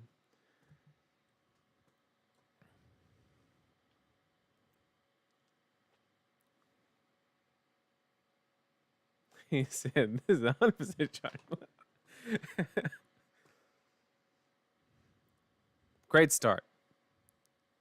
Oh, no. Oh, he got me. I was planning for combo. Oh, no. We made mistakes, chat. We made mistakes. At least he has to attack here to charge. Because there's just too much EV not to. So that is a positive.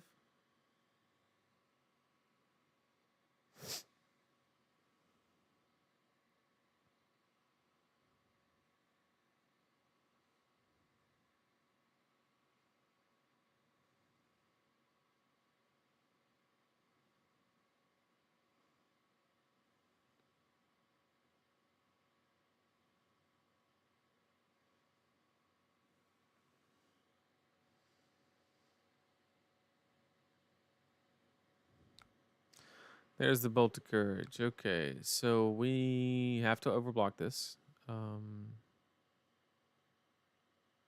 And he is not going to waste his only thing to not give it go again, so I'm just going to go ahead and filter down.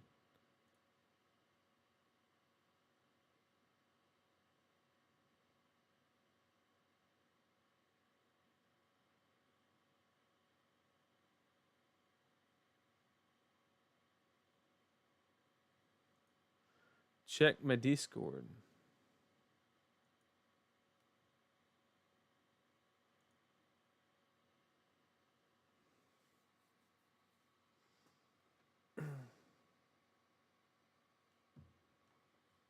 Come on, Josh. What's happening?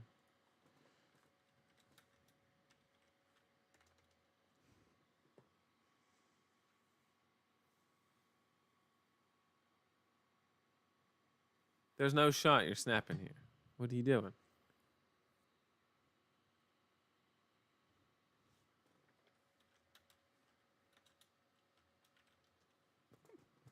He said thinking on snaps.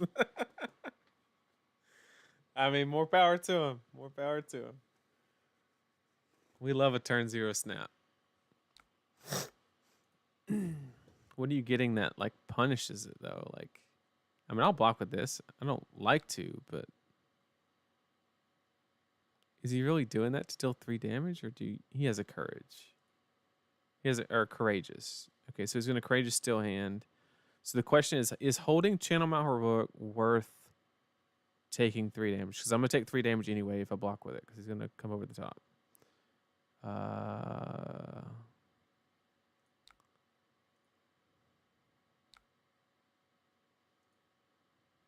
He's giving it go again.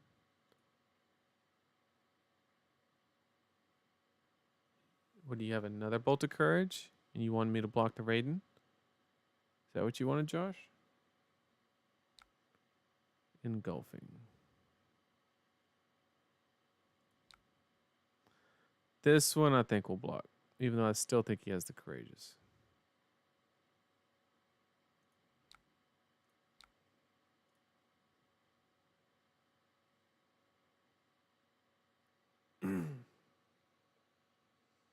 I blocked 8 to filter because I knew he was attacking to just charge his soul. And I wanted to get rid of everything but Channel Mount Heroic to increase the odds of getting a blue earth and attack.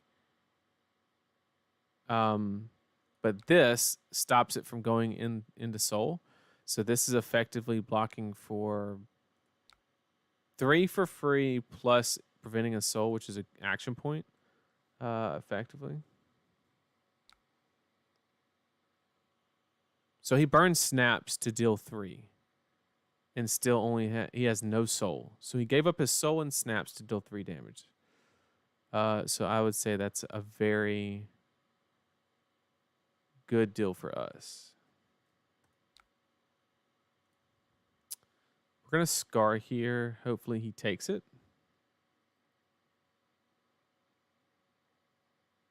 I was doing a mass filter, Michael, was the idea.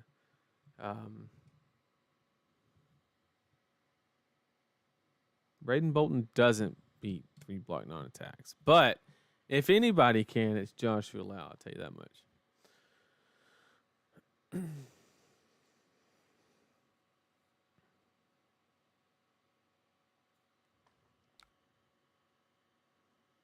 Okay, so he gave a card here, and he gave a 0 for 4 here, which means we definitely are going to go ahead and play that this round's on me. Because the reason that this round's on me is so good into Bolton specifically is it negates his hero ability, which means he can't give go again, which is a very good value. And yeah, we're just going to do this. Swing Rosetta, because we don't want to give him the chance to get maximum block value on the reduced turn is the idea. So we're just going to send as much unpreventable damage. That's why we sent the Scar first. And then we're going to arsenal the high value target.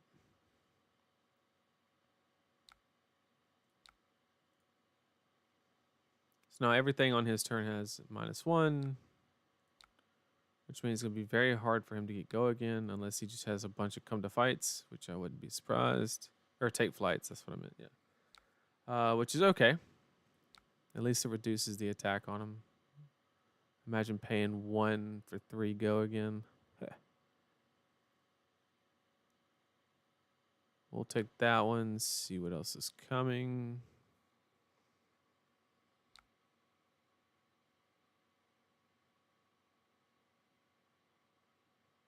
Codex of Frailty. Yeah, that's a rough one for Bolton.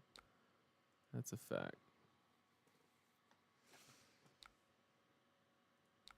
Rtn for 2. That's depressing.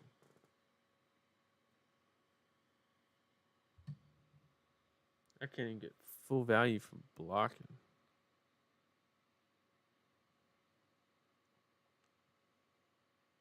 This doesn't have go again. There's no way.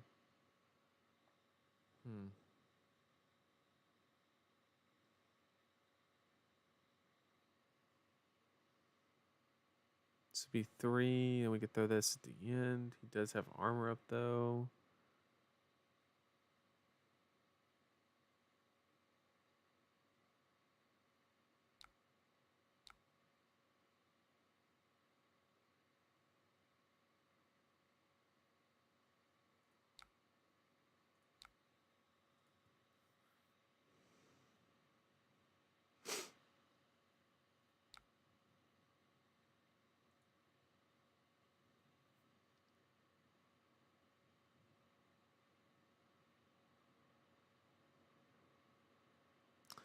So he is giving go again. And that's why I elected to block with a give and take versus to come to fight, because we can always block this and then send 7. No qualms doing that.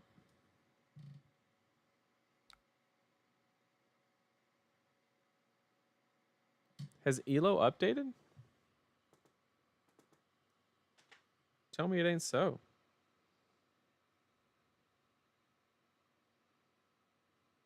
Let me check real quick. I didn't know it updated.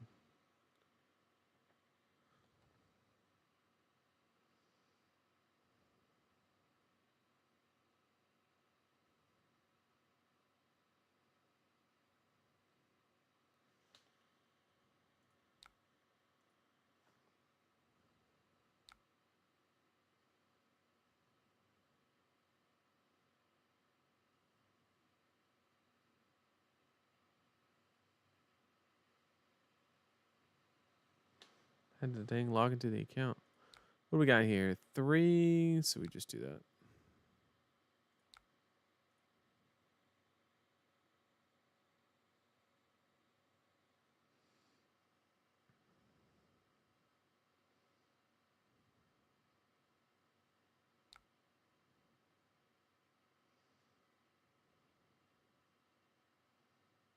Interesting.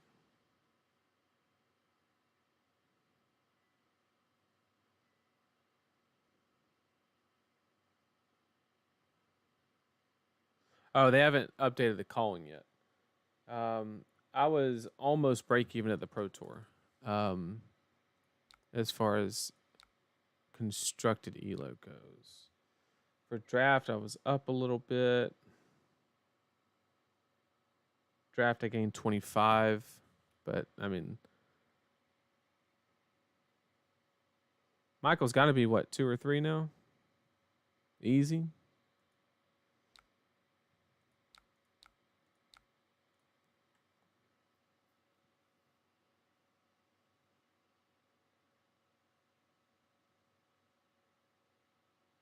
It turns out winning the PT is good for you. That's a fact. Yeah, they haven't done the calling yet.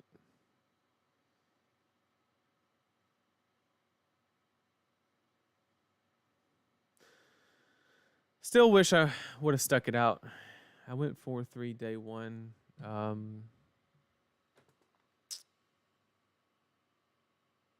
Went 4-3 day 1 of the Pro Tour. Kind of wish I would have stuck it out.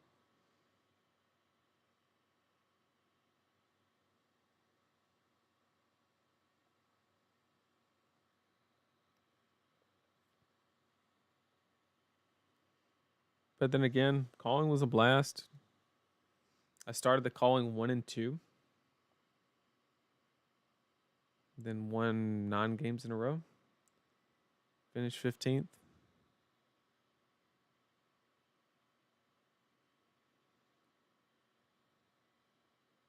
Apparently, the Pro Tour has updated, but the calling is not, if that's what you're referencing.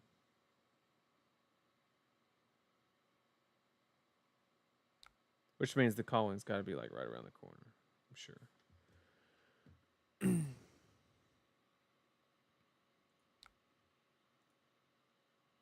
He's waiting. So in Arsenal, it's probably a V via the Vanguard, and he's waiting for the tunic counter to be on 3 because you really need to. This might be a crown turn. Might crown away this give and take in hope and dream.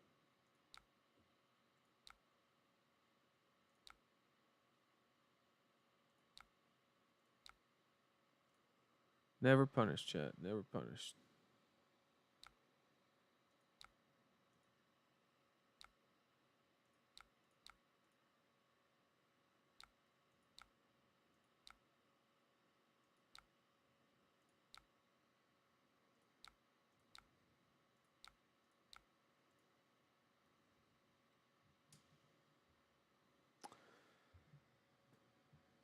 The top 3 rated players in CC are all named Michael.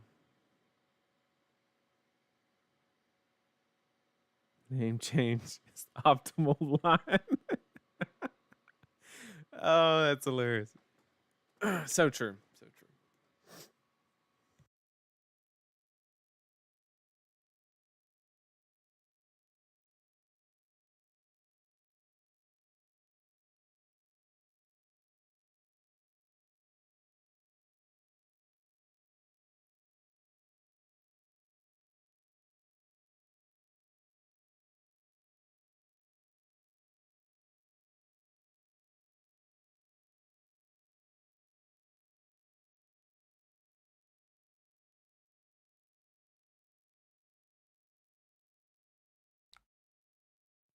Oh no, I muted the mic. My bad.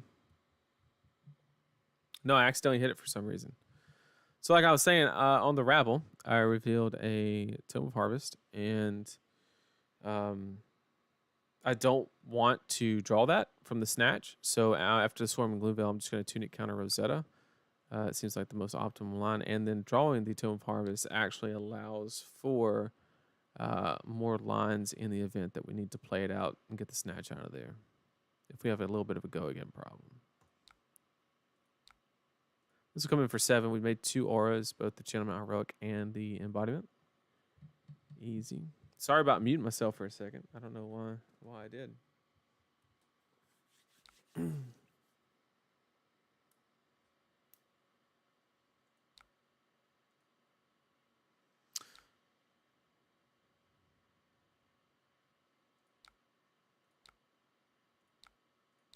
Good old Rosetta. And we have the Tome of Harvest coming off the top, and maybe another blue would be pretty sweet. Maybe keep it around. We will see.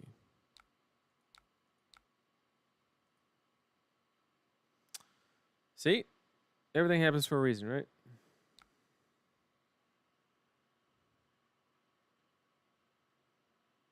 Yep, here's the V-turn. He double charged, which means Raiden will come in for 5. And he has 1 floating, which means this is a Valiant Thrust here. Red Valiant Thrust is 7 plus a 2 on V, so it'll be 5, 5, 9. That's 19. Put me to 11. If I've played Joshua Lau enough times, that's the math. So then he Raidens for 5 after giving this go again.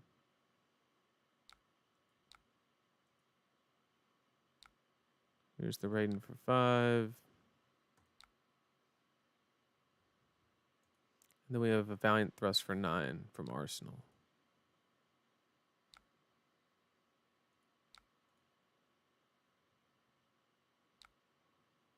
Okay, close enough. Okay.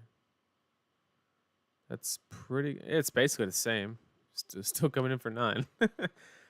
Right amount, wrong card. Yep.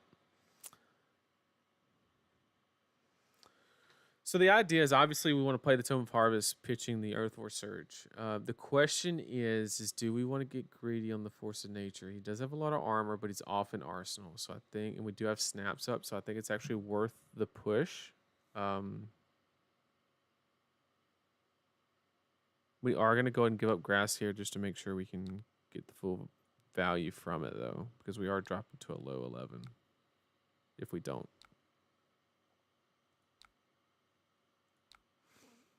So let's go ahead and rip this, see what comes off. Okay.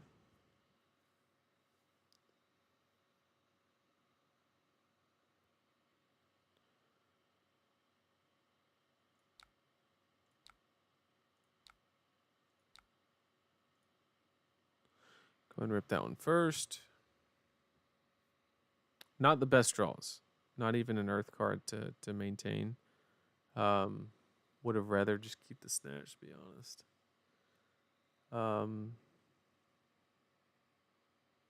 Because this is an easy. What it'll be is 1 card and the 2 armor. Yep, is what he'll do. Yep.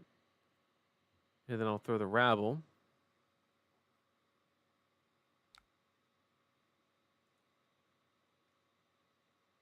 And if I hit a blue here, it's very bad actually, because he can just.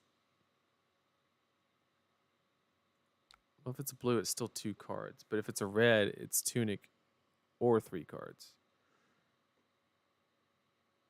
So we really need this to be a red. And it was specifically, we need to be a red attack shown on top.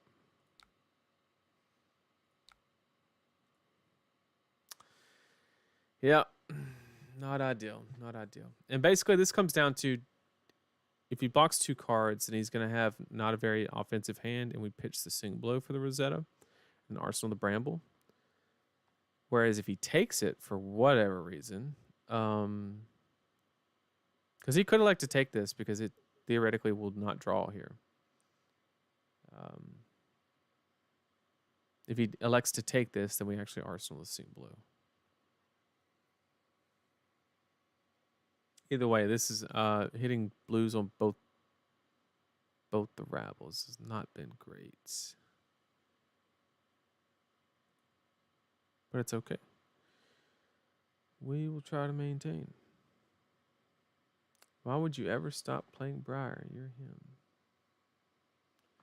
I do like me some Briar, but I'm making moves to. We know she's going away. We know she's going away, and I have to be ready for that.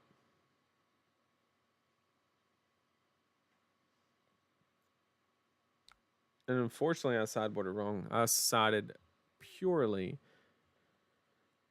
for combo, not Raiden Bolton. So like I said, because he blocked, we're going to pitch the defensive card, keep the offensive card, is what we have to do.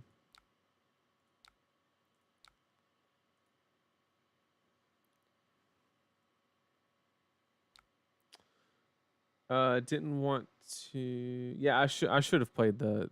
I didn't think about that. Yep, you're 100% right. I should have fused the force while I had the earth cards.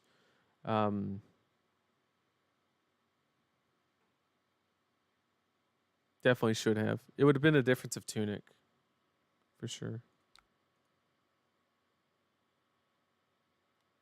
Or he would have blocked 3 cards. It was definitely a misplay. 100%. I should have. Oh, Lord.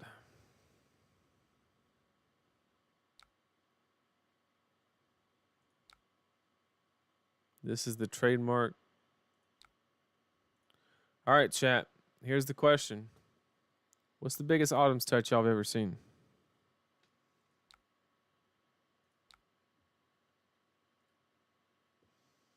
What's the biggest Autumn's Touch that you've ever seen, chat?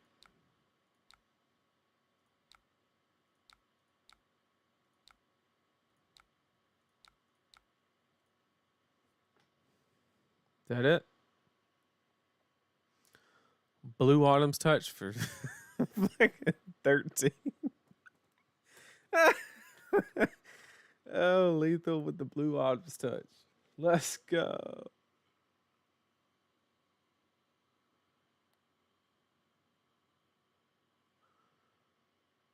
This is Starvo kind of Autumn's Touches. Oh, man. We still got the Rosetta coming after. So, this is kind of where Bolton starts to struggle, is basically very hard for Bolton to operate on a 2-card hand. And in this situation here, he's got to give me 2. I mean, he can do some stuff, but it's just not going to be ideal. He doesn't have AB, so he's on a clock anyway. I mean, I don't know if y'all remember, but Autumn's Touch used to be banned, and this is why. This is why.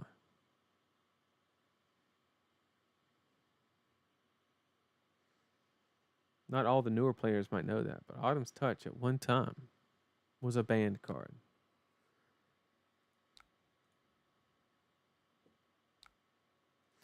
Not sure I agree with this play. I mean, I know he has to do something, but with him having no arcane barrier, I mean, you just lose to Rosetta here. He obviously has something that requires a tunic counter, but with me still having armor and snaps, you know I'm going to get the Rosetta swing. So, I mean, this hand's like dookie, and I could probably still do it.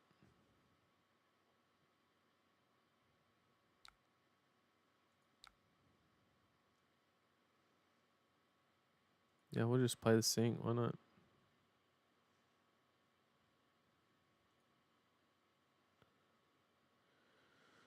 Does not have natural go again. He's going to give up one of his 2 soul. Then we sink, getting rid of the CNC. And if we draw blue, we win. We still win.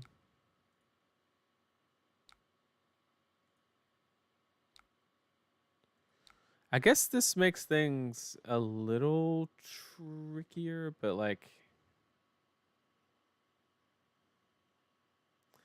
I guess to secure it, we'll just go and block 8. Because the life gain will offset me killing him with Rosetta. So we'll just play the whole Rune Blade game plan.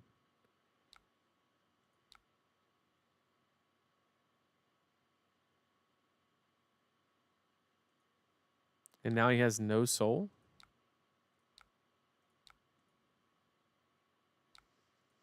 So he's completely on empty. He has 1 block. I'm going to Tunic counter Rosetta, which forces a card.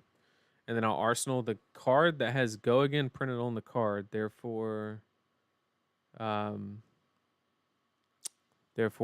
we can just play any non-attack, give and take, finish it off with Rosetta.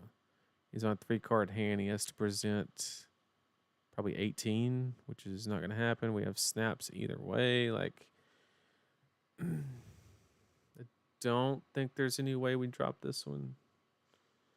But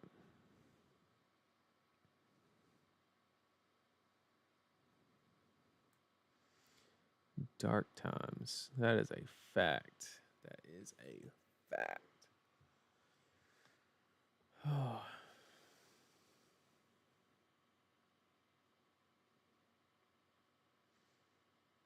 Anybody that wasn't in the last stream, do me a favor.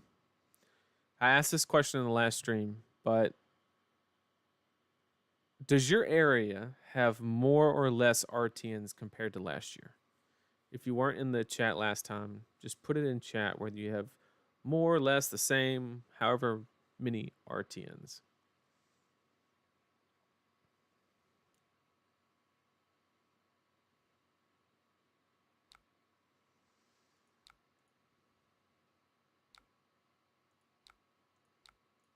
Oh, nope.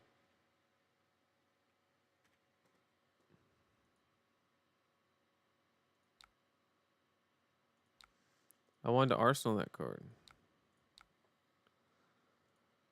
So less. Yeah, that's what everybody seems to be saying. I'm not sure. I can't quite put my finger on like why.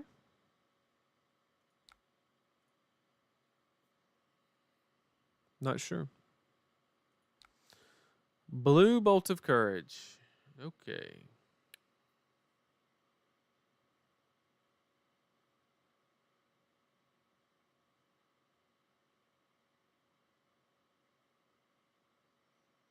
I mean, this is basically courageous, but the real question is, do I even care? Because if it's courageous, the only thing I'm really scared of is like a Valiant Thrust. It's just a Raiden more than likely after. I know he has courageous here. But I don't think I care enough to stop it.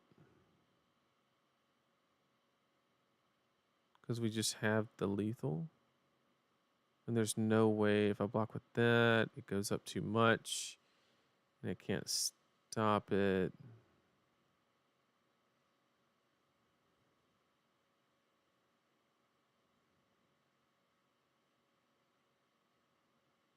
Yeah, I'll let him draw off the courageous.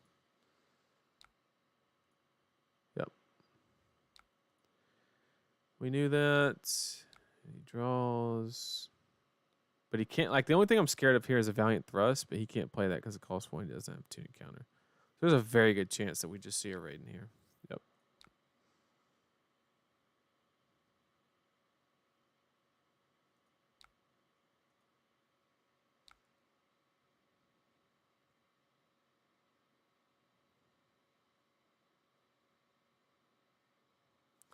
Brendan, I got a card for you. You won one of the things. I gave away 3 of them based off of questions, and the other one I went to the top rated comment on my first live stream, and it was you. So, Brendan, I owe you a promo from the most recent content creator kit. The good deeds don't go unnoticed.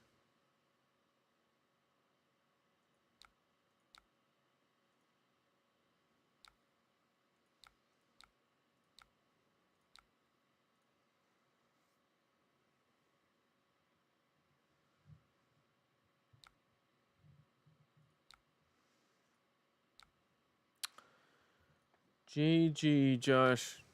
GG.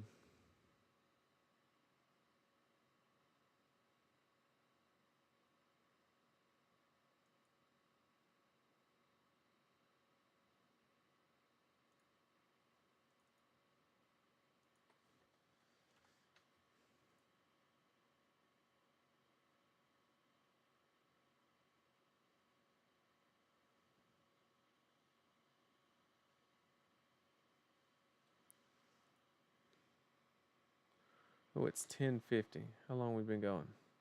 Let's just chat for a minute and I'll call it. Just chat for a minute and I'll call it.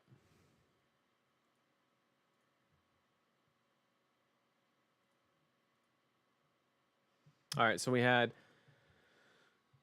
what? All 3 people say less. 4 people said less. The Nationals here in Germany will only reward a gold foil to the top 4 this year. Okay, versus top 8. Yeah, like I understand that that's bad, but you kind of like got to take a step back and like, I mean, I don't know a lot about German Nats, but I'm assuming that's like a 90-person event, right? German Nats, if I had to guess off the top of the dome, is probably like 60 to 90 people. And if you're giving 8 gold foils, then you are effectively giving 10% of the participants. Okay, 128. Okay, that's a little bit bigger, but still, like I don't think we've ever had a calling as low as 128. And that's what it would be the equivalent to. So I kind of do understand the top 4 for the gold foil. Because they do it, they plan on having more events, so they have to keep the print down on the gold foils. So as much as it sucks, I mean, I definitely understand why LSS is doing it for sure, even if it is unfortunate. Probably more here since the game really started picking up around Uprising, Buffalo area. Yeah, I would say that mine got reduced to as far as half.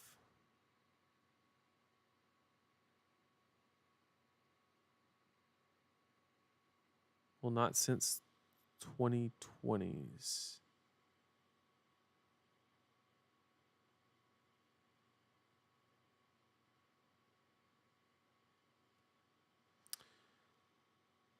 How do you think your Briar list would play into Fi? I think it's fine into Fi.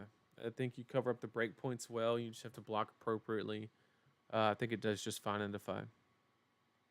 I wouldn't have any issues playing it. Not at all. So we got less Rtns.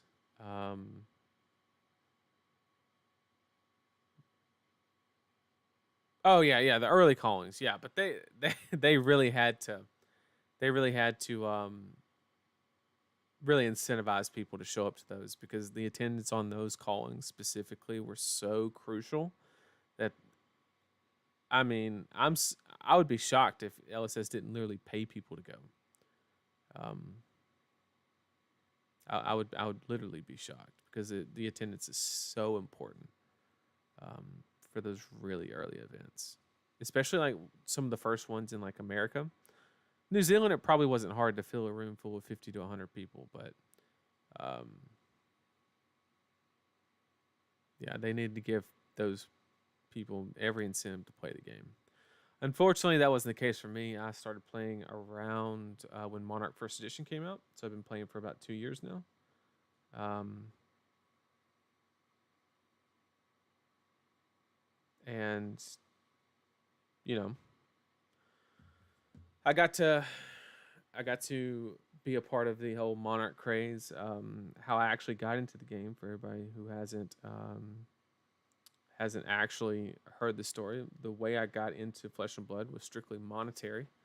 Um, this is my first TCG, and I've never played. Well, slight correction to that. I played like tabletop Yu-Gi-Oh when I was in middle school. Like nothing competitive, no armories, no, just like super casually. And I just had an itch to do it. I was looking for something to do, like after COVID and all that happened, and just looking for something social to do. And so I was like, typed in a YouTube video, and I was like, top top trading card games in 2020, I think is when it was, and Flesh and Blood popped up, and I was like, well, look at this, because I don't like the whole animated thing. It just doesn't do it for me. Like, I tried Digimon for a little bit. It was cool. The whole memory system is like cool, but like just the animated cards, just like I'm not big into anime, so like One Piece doesn't click with me. Um, just doesn't do it for me. I don't know why. Just doesn't. Um, Yu-Gi-Oh was okay because it wasn't like anime kind of. I don't know how to explain it. But like Magic intrigued me. I played it for all of about 3 days on Arena, and I was like, well, this kind of sucks because you just get mana flood and then you lose. Um, but I started. I looked up the top TCGs at the time, and somebody said Flesh and Blood on a video. I think it was DM Armada probably. And I was like, well, let's look into this. And I Googled how much is a box. I was trying to figure out how much it was going to cost me and everything. And I looked up a box, and it said like $7,000. And I was like, hold up. And I checked. It was obviously the Alpha First Edition WTR box, but I was like, when was this printed? And it literally said 2019. I was like, how is something less than 2 years old worth $7,000 in the trading card game environment? So I'm big into like finance and investing. I do more so like real estate and stuff like that. But like I I have a good understanding. Like it didn't take much for me to realize very quickly that people were acting out of not using the most sound logic. Nothing that's 2 years old should be worth that kind of money. Just shouldn't. Should be worth $7,000. Not for a box. So I could sense a little bit of an opportunity. So I was like, okay, there's money to be made here, and I don't know how. And so I found a local card shop. For those of you who don't remember, Monarch, back when Monarch First Edition first came out, boxes were for sale for about $300, I think. Was the price that most places were selling, 300 to 400, give or take. I found a card shop that had 2 cases, and I called them and I said, "How much do you want per box?" And they were like $90. And I said, "I'll take them all. I'm on my way." So I bought 2 cases for like $720 or something like that. I cracked all 8 boxes plus a couple more that I got somewhere else at a higher price. Pulled a library, a couple other stuff. I ended up selling everything I opened for like $8,000, and I just took that money and I bought a playset of everything that had released. So I basically got to play the game for free for the first 4 sets. Yeah, just literally had a playset of absolutely everything, and then um, from then I was like, okay, I'll actually start playing now after I had a playset of everything, and then I was like, okay, the game's actually good. Like it, the game was actually very good, and so I ended up sticking with it and started playing, being competitive. You know, going to events, and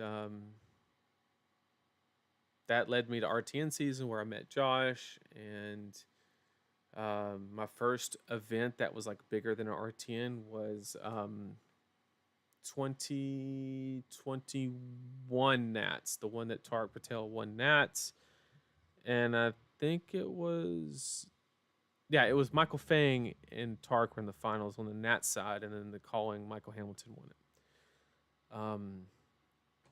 I ended up getting 20th at Nats. Funny story there. I had never drafted a card game ever before. So sitting down at Nats was the first time I ever drafted a card game. And I went 2-1 in both pods. So that was pretty cool. And I played a lot of good players that day. The other day I looked back at the list and kind of see like, oh, who did I play? You know, I played Dan Rakowski, Chris Lyali. I played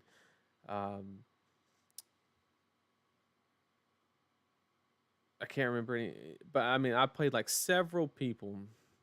I played one guy at Nats that ended up dropping and then top 8 the calling the next day. There were just so many good players that just hadn't made a name for themselves yet. And yeah, it's just good to relive those memories. And then the rest was there. Then I joined TheCardGuyz and kept playing, and here we are. So that's kind of how I got started. I don't know how I got on that topic, but there we go.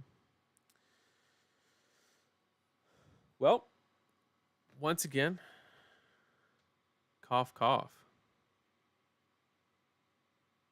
Oh, Michael Dalton. You're talking about round 16. The Michael Dalton. No, it wasn't 16. It was 14.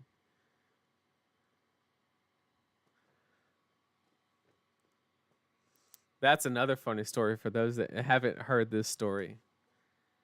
This was at last year's Nats, the most recent one.